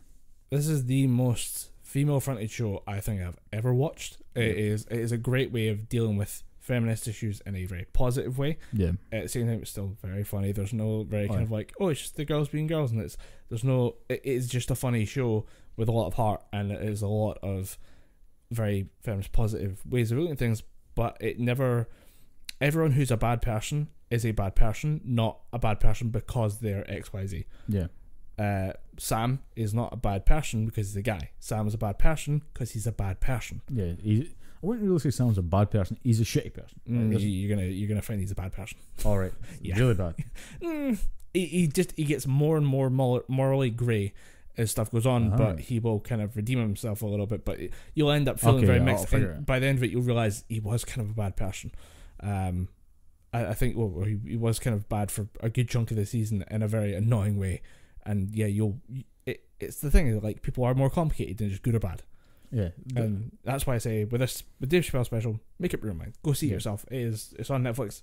I think it's funny as hell, but again, I am cis het white male. Like, I am the person that was designed to laugh at this thing that is offensive to other people who are completely different to me. Of course, I'm laughing at it because I'm an asshole, and I'm the target audience. I'm an asshole. Yeah, I kind of disagree with that. I wouldn't really say people who say, "Oh, I like the Dave Chappelle show, I must be an asshole." You just thought it was funny. You bought into the marketing. You appreciated the joke, but I wouldn't really say it makes you an asshole for it. If you liked, say, any of Ricky Gervais's specials, I'd call you an asshole because that guy's about as funny as ball cancer. Well, he actually has an interest. I do find him very funny, and I'm an asshole, so that's why I know I'm an asshole. But he had a very good point in this: is that there's been a lot of the back and forth with the comedians and the social media side things, saying where comedians say you can't say anything funny anymore. You can, and as Ricky Gervais's point, you can say whatever you want these days, and you can still say that you think it's funny. You can say whatever you want. You just now hear the people disagreeing with you. People now can disagree and say, I don't want you saying that. That's the only difference between now and, say, back in the Seinfeld days of the 80s. Like, that's the difference in comedy, is that there's now a back and forth. And the back and forth is now observed, collated, and then reported on by others outside the industry. That's the only difference, I'd say, compared to 20, 30 years ago. And I think ultimately it's going to make comedy limp for a little bit. I think I mean, not limp as in it's just going to be useless, but I think it's just going to be struggling to keep walking. It's going to keep going, but there's just going to be that little this is growing pains. This is gonna hurt for a little bit. It's gonna suck maybe for some people, but I think there's nothing that comedy really can't overcome at this point. I mean, we overcame the comedians drought in the early 2000s to get some really, really strong comedians now. And this is just another, like, the PC culture to being offensive swings back and forward constantly. We're maybe this is, I don't think this is the most offensive it can get. I think you're about to see what fucking happens. I really think it's going to get more offensive, and I'm really not looking forward to the next couple of years, because I get the feeling that, I mean, all the network of comedians that we know through the Joe Rogan experience are pretty much due for a special at any point between now and 2021. I think the next Joey Diaz special is going to be more offensive than anything you can think of.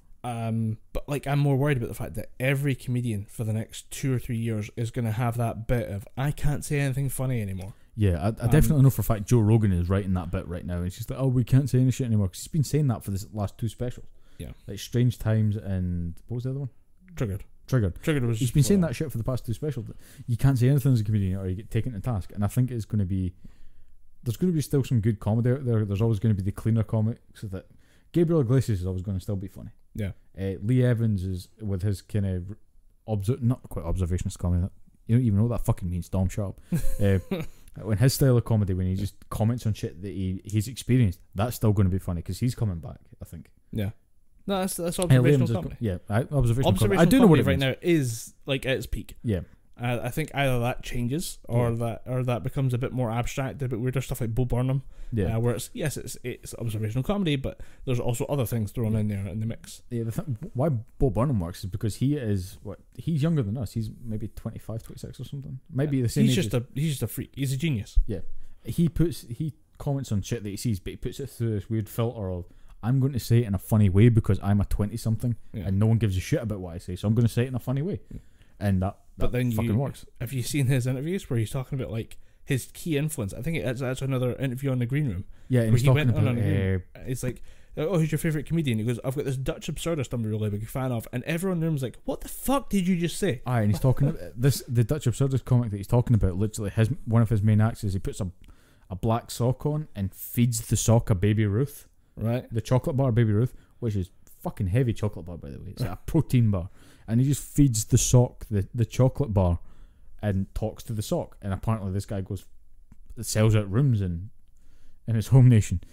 And to have that being one of your leading influences, because so many people say Richard Pryor, George Carlin, rightly so. Yeah. They are the fucking great heavy names of comedian and comedy. But just have this weird, like, abstractist comedian as your main influence. Yeah. That's got to set the standard for that guy's type of comedy. Yeah. And it's if we get new influence, we get new ways of approaching the situation of comedy. Like, we can learn from all these things. We can, comedy is a very capitalist market. The best people, the funny people, make it. Yeah, and that's, the ones who aren't funny get fucking savagely beaten down. And that's where I don't know if you watched or listened to the episode of what's Bert Crusher's podcast called? Bertcast. Bertcast. At bert.com. Bert. See, because I say Bert, that would just take me too long to say Bert. It's like I'm a car misfire or something. But on the Bertcast, they had a comedian called Aisling B, who's a female Irish comedian that I have followed for quite a while. She's done a couple of BBC shows that are really good. Our latest show is all about how people should be comfortable being alone. Mm-hmm. That you don't need to have this constant influx of people coming in and talk to you. Just be comfortable by yourself. Yeah. And I think it won an Emmy. I think it won an award on the American side of it. Doing pretty well. But she was on an episode of the Bertcast, and they were talking about the same thing you were. How the cream of the crop is going to be mainly male comedians that have been at the craft for quite a while, and female comedians are getting there, but they aren't edging out the male comedians at the top of their craft. And she caught a lot of shit for that. And Bert Kreischer was saying the reason why people are the comedians that are where they are is because they've worked so fucking hard, and they're staying at the top because that's where they've worked so hard to be. And of course her rebuttal to that was, well, the female comedians that are coming up are just as funny as these guys, and they are, because you've got Eliza Schlesinger, they've got Aisling B, you've got Miss Pat's fucking hysterical. Miss Pat, yeah, absolutely. And you've got Rachel Godliman over here. You've got plenty of comedians, Rachel Paris in the UK, that are making fucking waves, but there's that struggle. Yeah. There is a block in there of people who are just established because it's older white dudes, and we can work on fixing that and changing it. But the fact that why is it not fixed now? Like, it's because it's a big system. Yeah, because we need to work at it. You want to change society's perception of everything. It does take a bit of time. Like, you can't just flick switches and expect it to be fixed. So I mean, we're getting there. Yeah, you can't just slash it at once. It needs to be death by 1,000 cuts. You need to just slowly get your way through there, because the comedians that are there now, they didn't just click their fingers, fucking Thanos snap, and they got there. Yeah, they had to work at it. You think Billy Connolly became one of the best comedians in the best comedian in the UK by just overnight? He played shitty dive bars in Glasgow, got fucking knifed after, got stabbed, got his guitar strings snapped off. Yeah. Played shitty club, and he worked his way up. You need to put in the footwork. I think it's that idea of the sort of instant gratification that we could talk about for fucking hours, but we'll get there. It takes time to balance. We'll get there. Just need to work at it. Just change it one person at a time. We'll get there in the end. Just be a bit more open. If you're watching TV and there's a female comedian, watch that female comedian. If you're out at the Fringe, and I think the Fringe is the best platform to show different types of comedy. If there's a female comedian there, stay and watch the female comedian. Yeah, just be more open minded. And I think that's probably one of the best things you can say about this whole shitstorm this is centered around Dave Chappelle. Just be a bit more open-minded. Yeah. On both Unless sides. it's Michael McIntyre, because fuck Michael McIntyre. Oh, I want to shave his head. I want to shave his fucking head. Can't do the floppy head thing if you don't have any fucking hair. Yeah. No, I think that thing's alive. I think that's like Donald Trump's hairpiece that keeps him sentient. Yeah. So give it a go for yourself. Yeah. But this is your warning. Might get a bit annoyed. Yeah, you probably will get a bit annoyed, and there's going to be jokes in there that are, I mean, from what I've heard, I'm probably going to go home and watch it, or if there's any way that I can download an audio version, if it's on Spotify, I'll probably be listening to it very soon. But form your own opinions. Yeah. And of course, always, as we say at the Gibberpish podcast, don't be a dick. Yeah. And don't belittle people because you like, disagree on stuff. Yeah. Conversations. Yeah. People are allowed to like different things. I can like crunchy peanut butter. You can like smooth peanut butter. More smooth peanut butter for you, more crunchy for me. I am now more hungry. Smash Bros characters for Tom. Yep, more Smash Bros for characters. Insert. Then here comes a new challenger thing. Here comes a new challenger. New Smash Bros characters. As I hinted to earlier, there was a Nintendo Direct, and they announced a whole shit ton of new stuff for the Switch system, bringing fuck. Bringing fuck. Bringing fuck. When you fucking yawn the finally Nintendo bringing the fuck. Give me that Bowsette, my dude. By the way, 1 year anniversary of Bowsette. 1 year Bowsette. I'm pretty sure we commented on it. Episode 3 of the Gibberpish podcast is Tits on a Turtle, where we reveal Bowsette. Speaking of which, by the way, Gibberpish is now a year old. Thank you for joining us in this absolute shit show. Thank you for sticking along. We appreciate the shit out of you. But Nintendo Direct, they announced a whole fucking plethora of new stuff. A whole lot of new digital downloads coming to the Switch.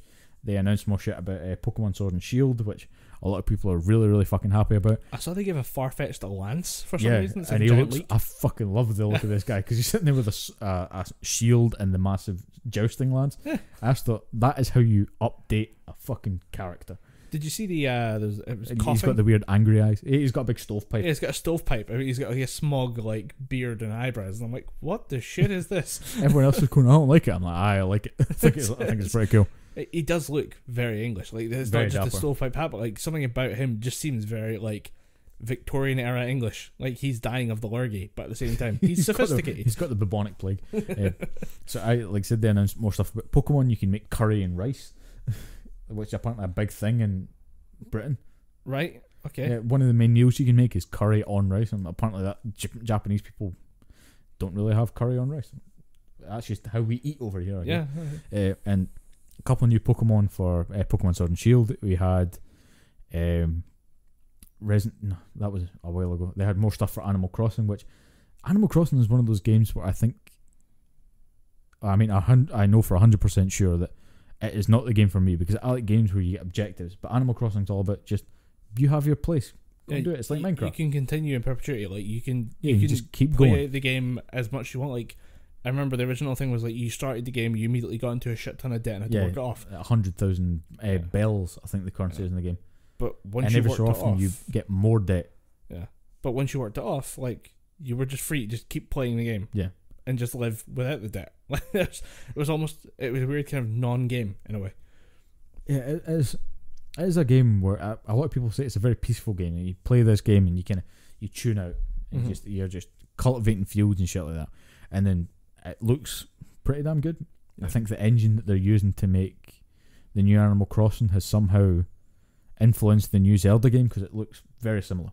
That's a weird combination, but yeah, okay. Yeah, it's all just the aspect ratio of the viewing, the way you view the game is very similar. I suppose if you think about it, how much shit has the Unreal Engine been used for? Oh yeah, Across different, like entirely different genres. Yeah, I know Nintendo still use that wholeheartedly. A lot of their games are made using the Unreal Engine. It's a good engine though. Really good engine, especially for like particle 3 and 4, effects. Unreal Engine 3 and 4. Holy shit! Especially with Nintendo games when there's a lot of energy and a lot of particle effects, fucking great. Yeah. But that brings me quite nicely along to, the Unreal Engine was used for Smash Bros. They announced that Banjo was going to come to Smash in the last Nintendo Direct. It finally dropped on that Direct, which was the 7th of September.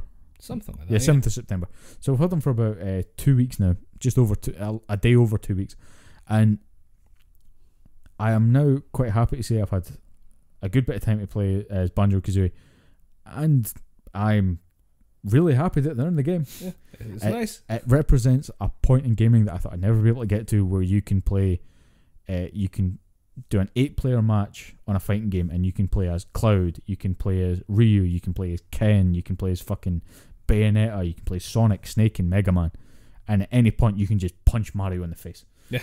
You can throw Mario off the stage. You as Solid Snake can throw Mario off a stage. Oh, even better. You as Solid Snake can pick up Mario and snap his neck. Nice. Because you pick him, one of your grabs is you pick him up, then you hit B a couple times and you make the kind of cracking neck noise. Right. Then you just drop him on the floor. Please tell me that's like a good chunk of damage. Oh yeah, it's about 5% each hit. Okay. Which is not bad in Smash Bros. And then it represents just a new era in games where like anything could happen. And they're finally learning to share. Nintendo have just been like, come on, who's coming in? Who wants to party? We get the toys. Not you. Not you, Sonny. You didn't want to play with anyone? Waluigi, you get out of here. No. He's in the game. I didn't want to talk about it, but it's like but all these characters. Oh, we're bringing these things from new properties. Where's Waluigi? But that's the thing. Where's my main man, Waluigi? You even played Nintendo games. But that's the thing. What has given me a little bit of a glimmer of hope is the fact I played Smash Bros. Recently, and I set assist trophy, because you can look onto the list of assist trophies. I'm pretty sure I didn't see Waluigi there. It wouldn't surprise me if they've deleted Waluigi as an assist trophy and went, fine, fuck it, you can have Waluigi, just shut up. It wouldn't surprise me if they did that, but it'd probably be an echo for Luigi or something like that. But it would still be cool to have Waluigi in the game, because then you have all four. Yeah, I feel like you need that just for Bros. the sheer banter of like, we need to have a fight where you have Mario versus Wario and then you Luigi and Waluigi, like they need to like fight it out on the stage. Yeah. At least at some point. For there's got to be somebody out there who's begging, like, seriously, I need this for a YouTube video. I need to make this like a tournament. Like the grand finale will be Mario versus like Luigi and Waluigi. Like we need these fights. Yeah, we need that meme fight. Yeah, we need the meme fight. Give us meme fights. Yeah. Meme fights. But Banjo-Kazooie, it was a weird character for me because I've never played any of the Banjo games before. Yeah. I own the Rare Replay, but I never played them on the N64 at all. I don't know anyone who had an N64. I know someone who has 6 now. That doesn't count. It doesn't fucking play any of them. But I mean, a lot of my friends fucking love the Banjo games, and it's just something I never got in it because they are collectathon. Each level has about 25 to 30 collectibles in it, and you just need to bounce around and find them all. And I'm not doing graphics that look like fucking like pixel art. Yeah, I just, unless it's like a 2D sprite game, I'm not up for that. Banjo was a 3D game. So I know, it was, that's Super like, Mario Party, not Super Mario Party, Super Mario 64 type shit. Yeah. But I never really got into them. So when Banjo-Kazooie got dropped into the game, I didn't really have high expectations, and there's nothing buggy, there's nothing glitchy about the character, but it's just there's nothing unique and different enough about the character that's making me think, holy shit, I need to play this character. Because with the Dragon Quest hero, you had the magic list, the drop down menu that gave you the different spells. Yeah. That was infinitely fun. Yeah. With Ken, when you had Ken from Street Fighter get dropped in, he had these different kicks that you could do with different button inputs, and you could use the old school Street Fighter inputs to do more damage. Right. So you could do neutral B, just push the B button once you do a Hadouken. But if you did quarter circle B, you would do double the damage. Yeah. And with Ryu, you did double quarter circles. Actually, did 2 movements of the quarter circle. Then B, you did the red fireball. So there was these different mechanics in there, and the fact that Banjo didn't really have anything special and unique about him, and he was slow. His moves didn't really seem all that. His moves didn't really seem all that impressive to me. He had a couple of cool moves where he did Kazooie wraps her wings around him, and they do this kind of shoulder charge thing. But beyond that, it doesn't seem like he wasn't developed really for the game.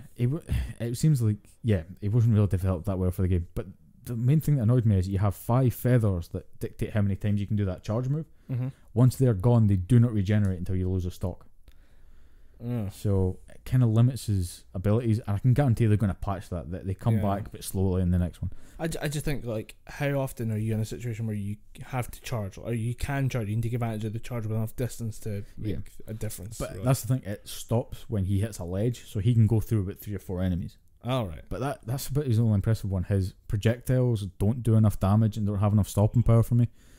Ultimately, I'm so fucking happy that he's in the game, because Banjo was a fan favourite character that people wanted to be in Smash 4, they wanted him to be in Smash Bros. Brawl, even in Melee they wanted him in there. Yeah. It's fucking so happy that he's in there, but ultimately I just don't think people are as happy with the way that he plays as they would like to have been. Especially when you compare him to the Dragon Quest hero, because he was just so fun, so unique, and the random crit system made him fresh. Yeah. So you've got a different way of playing in that character, then you've got the standard Smash Bros. Playing character in Banjo. And especially if you're up against the Dragon Quest hero, and you're playing over like the internet, so you can't see the other person like doing anything on the screen. Yeah. Like if you randomly just say, okay, he's doing something, and all of a sudden like the totally different move comes at you, that's mechanically challenging. Yeah. You can't really count that, whereas you just see, Banjo-Kazooie line up and put the wrap around the shoulders, and you're okay, he's going to charge at me. Yeah. But people are doing some interesting shit with them. There's a few big named Smash players that are working at some interesting tech with Banjo-Kazooie, so it might just be I'm too used to my characters in Smash Bros, like the Ike and Ryu, Ken, Greninja, Link, that kind of thing. Maybe it's just not the character for me, but Banjo was never my game, so he's not made for me. Yeah. But as I've said, I'm fucking very happy that he's in the game. They did announce after Banjo, because Sakurai does this thing where he announces the character and he does a little breakdown where he places the character but shows off their moves, that kind of thing. He did also say when he was showing off Banjo, he said, I am not saying that the Banjo-Kazooie games are going to come to Switch. If you want to play them, buy an Xbox One. Right. And I was watching this on Twitch and everyone's just going, did Sakurai just tell me to buy an Xbox One? Yeah, he fucking did. The boy getting paid, alright? So Sakurai told people to buy an Xbox if they wanted to play Banjo-Kazooie, and people were just kind of confused, but ultimately that was swept aside really quickly when they realised that Banjo was dropping in a matter of hours. So when they announced that Banjo was going live on the 7th, they then ended the direct with another character reveal. Mm-hmm. And I get you're not a big fighting game guy, but do you know SNK and the King of Fighters games? No. Right.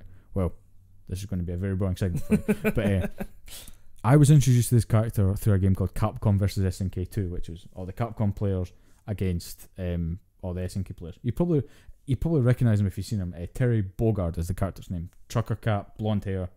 I'm googling it right now. Well, anyway, he got announced into Smash Bros. And I was very fucking happy because I was terrified that it was going to be Minecraft Steve. Genuinely, he's coming. You can't fight the Minecraft. I can and I will. But this your boy? Yeah, that's Terry Bogard. Oh yeah. He got dropped into the game because he is the Ryu of SNK. Say, like, he looks like Ryu. Yeah, and he's the Ryu, but he's got a different. He doesn't have the uppercut, but he still has the fireball. But he has to slam the ground, and it kind of releases a little wave. Okay. Yeah. Actually, the move's called Power Wave. So he punches the ground and it just sends a little fire wave across the ground. And naturally, people went fucking apeshit because a lot of people were thinking it was going to be Haomaru from Samurai Showdown, who's another sword wielding character, and people are pig sick of samurai sword wielding characters in Smash Bros. There's just so fucking many of them, and despite the fact that my main character is a sword user, I'm just no, I don't want any more sword. I want weird, unique, funky characters. Like, give me another Dragon Quest hero. Yeah. Despite the fact he uses a sword and shield, I rarely use the sword and shield. I just pepper people with magic.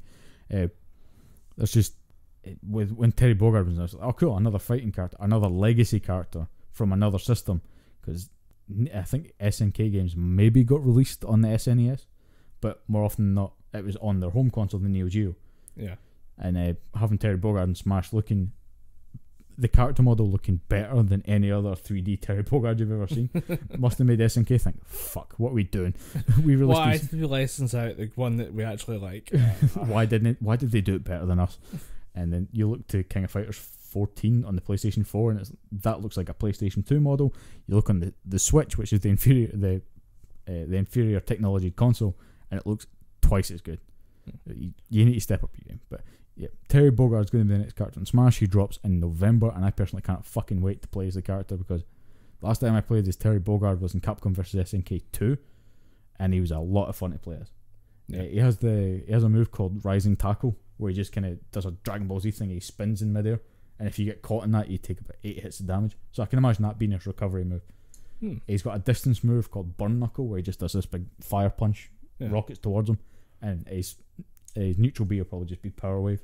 If he gets a good moveset that works with him as a character. Yeah, I can imagine him translating quite well to Smash, because he's quite a quick character normally, and he's got a lot of moves. He's very combo.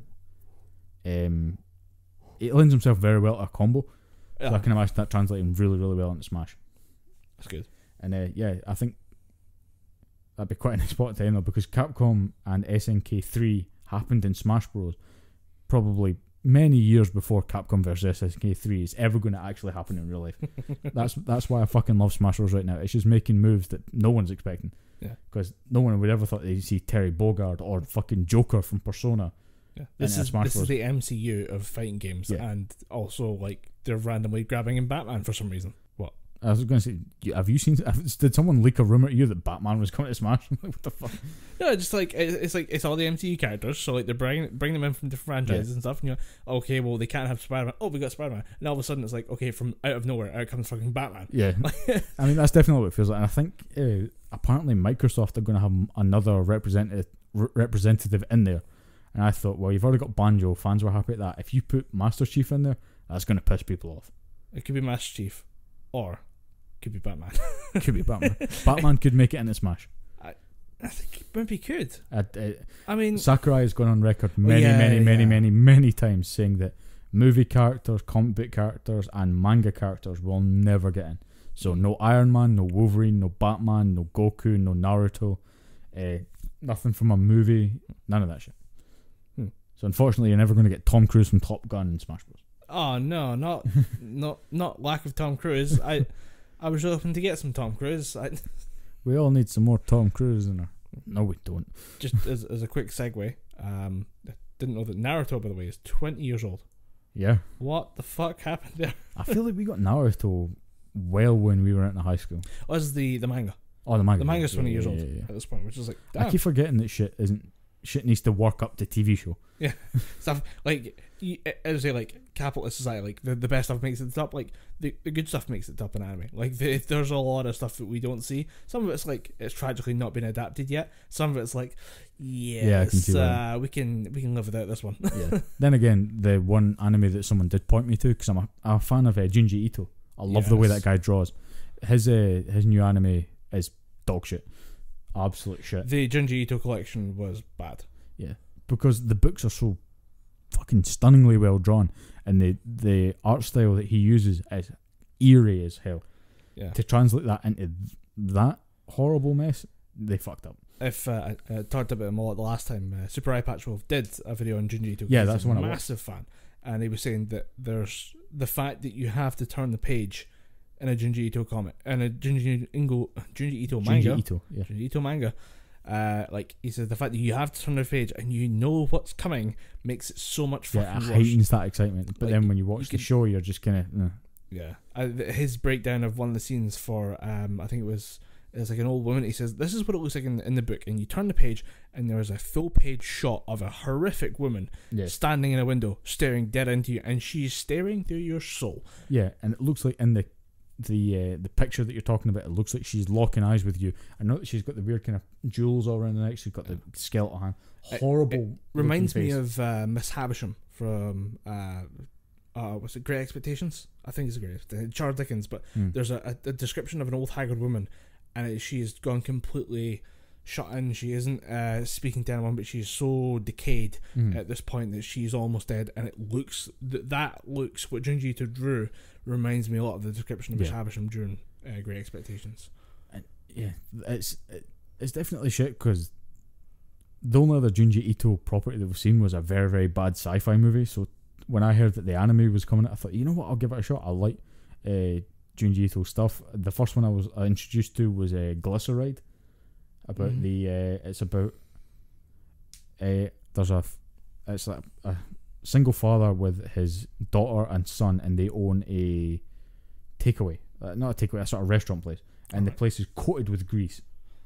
Right. And the grease slowly kind of morphs them almost, and one kid gets this horrible spot covered face. And you've seen the panel where the guy squeezes his face and all the ooze and pus drops out in the face. But they keep drinking the grease, and eventually at one point the dad is cutting his own leg off, and there's no blood, it's just grease flowing out of his leg. And they find out that the meat that they're serving in the restaurant is just people. And then because the girl's having dreams about the grease taking over our town, and our brother and our dad. Junji Ito's work is so you can tell he's a damaged dude. Dark. I think there was something about in the Supernatural, they go into like part of his history, and he was always afraid of the dark and people and all this stuff, and it's weird and nuts. Oh, there was one we was talking about when he had to go down into the basement of his that's a fucking phenomenal book. It's great. But if we're talking about like anime adaptations, I did promise a quick rundown of some stuff I'd recommend. I was doing looking forward, I was going to go rewatch some of the Dave Chappelle special. Noticed Black Lagoon has popped back up on Netflix. It went away for a while. Black Lagoon is fucking amazing. Don't know if you've ever seen it, but basically a working kind of like office guy gets kidnapped by pirates, and they try to ransom him back. The boss of his company says, we don't really care, you can keep him. And they're like, okay, I guess we're just going to shoot you and throw you off the back of the boat. He says, no, let me work for you. And he joins basically a mercenary crew. And it's to do with the kind of underworld of East Asia, and it's in like the 80s, late 80s, early 90s. Fucking amazing show. Like it's a very ultra violent show. I put it on the level of Hellsing. In terms of like just random gunfire. A lot of characters are protected by being the main characters. A lot of plot armor going on. But yeah, I've said, if you want to enjoy some gunslinging ultra violence and fall in love with a god tier waifu who will smash your balls with the heel of her boot, I cannot recommend it highly enough. Because just like I say, like some of the shots that come up, like some of the detail of like explicit gore and violence is amazing. But at the same time, some of the really tender moments between characters are like, oh, this is nice, and you realise that they're all horrible people. They're all nasty shit. Oh, you people don't deserve this moment. The two new ones I talked about, I said talked about Demon Slayer earlier. I'm giving it a break to see what happens with its dub, because it's being put out on Toonami, and I don't know when it's going to appear on streaming services that I can watch. But Demon Slayer, Kimetsu no Yaiba, I think I've got that right on the pronunciation, but it's made by a company called Ufotable, who mostly work on the Fate series. Now, the Fate series is gorgeous. It's also complete fucking dog shit. It's absolute fucking nonsense. Great concept, poorly executed. The great concept is every 7 years there appears the Holy Grail, and 7 wizards fight using 7 kind of ghost champions to obtain the Holy Grail, and they have to fight in secret, or else they basically risk exposing the world to the fact that there is a Holy Grail, and it does grant a magical wish that lasts for all of time. Like, you can use this to attain great power. What would you do? What would happen to the world if we knew that existed? So they fight in secret to have these battles, and you have historical figures and even fictional figures coming out to be the historical champions. The biggest or the best one that I've seen is Fate Zero, and I say the best because it's still garbage, and that is mostly featuring King Arthur, which is Saber. King Arthur, by the way, is a woman. This is it. Every character that could possibly be turned from like a male to a female for the purposes of making a good waifu has been done. That has been done, yeah. You have Merlin has been turned into a waifu. King Arthur has been turned into a waifu. King Arthur's daughter King Arthur's son is a girl as well, because she's also needs to be a waifu. So that means that I think they made the explanation that Arthur asked Merlin to make Arthur into a guy so he could bang his wife and then revert back to female, and then the son they had was also female for no fucking reason. It is complete fucking nonsense. And Ufotable, God love them, they keep trying to make it make sense, but other than Fate Zero, there's a lot to try and explain. If you go through like a graph of how they're all interconnected, because there's the original Fate Zero, which is the original night, and then from there it depends on who wins the first or the main Holy Grail war in the storyline, and it splits off into 3 different parts.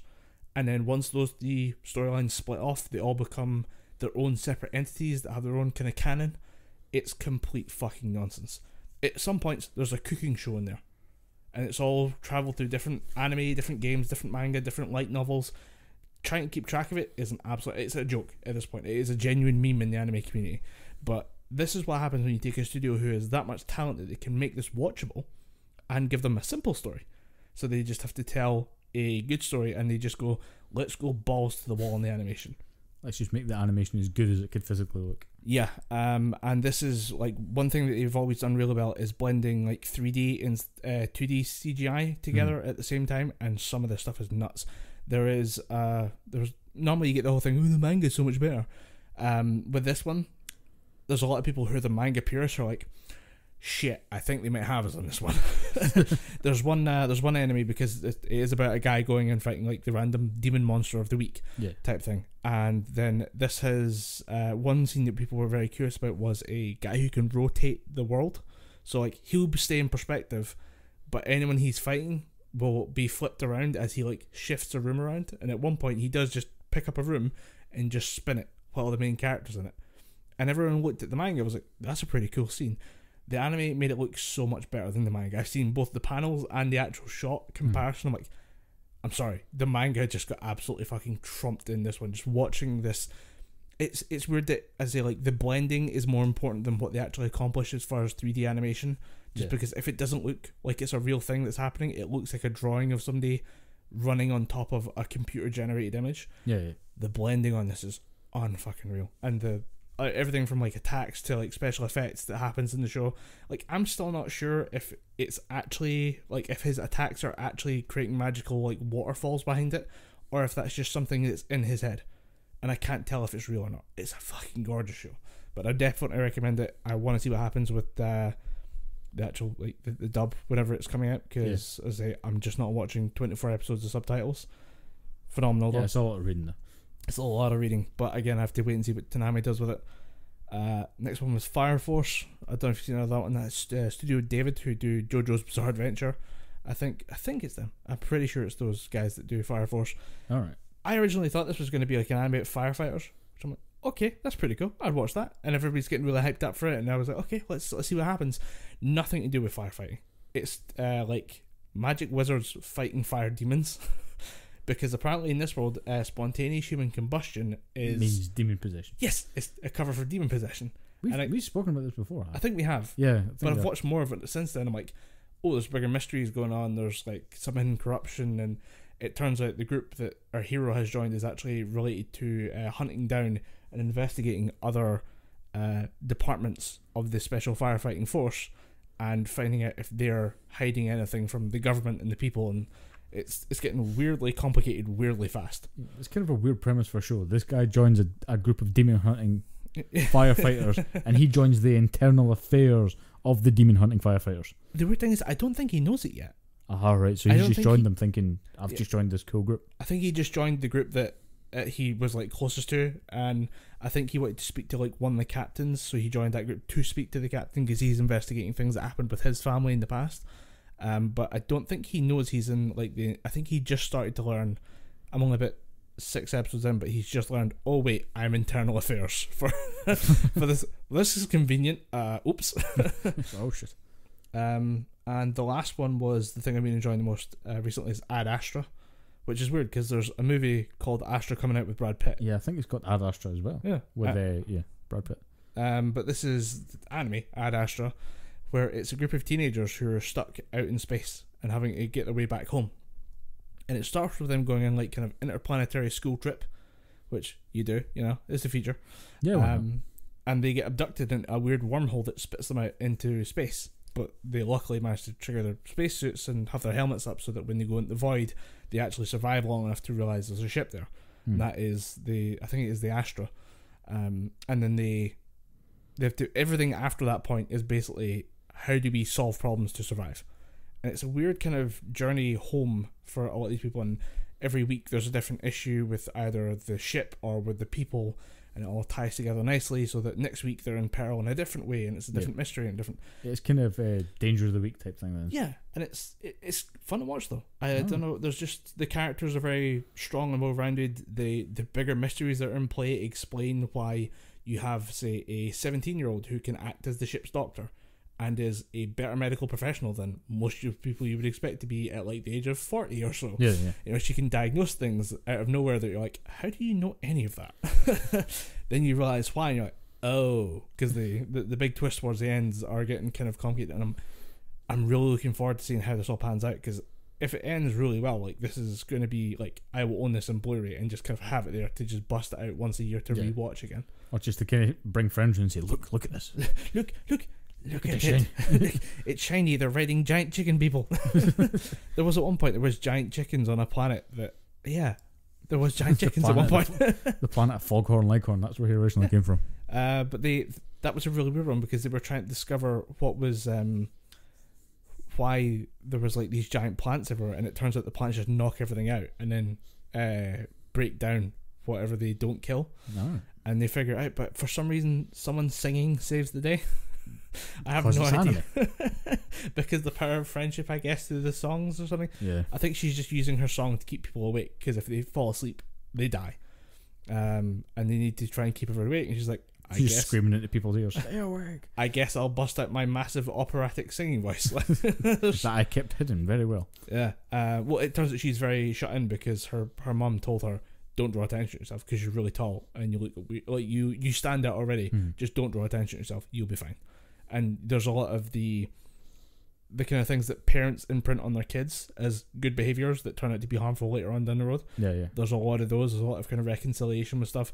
There's actually a transgender character that's very well played. I think it's technically intersex, that he was born with both sets of genitals, so they are both male and female, but they were raised as a girl but now identify as male, so they're kind of dealing with that, and it's really well handled. I'm like, this is kind of nuanced. I like this kind of take of the individual has a very certain way of looking things where it's like, I'm okay with being me, I just hope no one else has any issues, and everyone's like, no, I don't think I care, I'll be honest, I'm cool with it. Do your thing, just help us get home. We're trapped in space. We don't really give a fuck right now. Every other week, there's some new fucking mystery or some new, like, almost murder plot we have to solve. Like, honestly, We don't care. We're good. We're fine with this. Just we have other things to deal with right now. But it was pretty good, and I'm enjoying this. I'm up to episode 10 for that, and I'm waiting for episode 11 to drop because it should come out tonight. And as soon as it comes out, I'm watching the show. F5 on the monitor. Funimation announced things are out. Fuck out. It bugs the shit out of me. But yeah, those are top recommendations. Yep. Ad Astra, Fire Force, and Demon Slayer are all going to be on Funimation. If you don't have that, Black Lagoon is up on Netflix. Yep. I would, again, 10 out of 10 recommend every one of those shows if you're looking for something new to watch, something new to experience. I am going to start watching Steins Gate because I got someone else to watch Steins Gate at work, and then I was like, yeah, sure, I'll watch it with you. Totally forgot about it. They've just come back from a holiday, so now you just need to play catch up constantly. Yeah, they came back from holidays. Like, yeah, I watched all Steins Gate. What do you think of it? Whoops. Yeah, I've seen Steins Gate. That's about the gate. Yeah, and the Steins and the beer Steins, and they microwave a banana to time travel. That's what that show's about. Okay, I think Dom just checked out. I think that's going to bring us to a close for this week. Well, actually, I was going to give a showstopper. I got one. Can I just say, you edit this out if you want, but I've now missed my bus and I was supposed to be home by now, so we kind of need to wrap this shit up. So I was going to have a showstopper, but Dom is running a bit late, so we're going to just call it there. I mean, it's been about 3 and a bit hours. Do you really need to tell us some kind of weird freak show to get you to go to bed at night? You'll wait till next time. Yeah. All right, we'll give you the double showstopper next week. Ooh. Or next time. Well, a show starter and a showstopper. Yeah. There we go. We're going to make you leave the room. We're going to bring you back in, then we're going to make you leave the room again. It will make you leave the room to go throw up, I guarantee. Okay, right. Yeah, we'll leave that till next week because we are running a bit over time. That's because the bus system in Scotland is shite. It's not even first bus as well. We can't. No, it is first bus. Oh, is it? Right. But they were just right. It was way too late. But still garbage. But still shite. They may be garbage. We've been talking Gibberpish. I'm Colin Graham. I'm Dom Anderson. And yeah, we've been talking Gibberpish.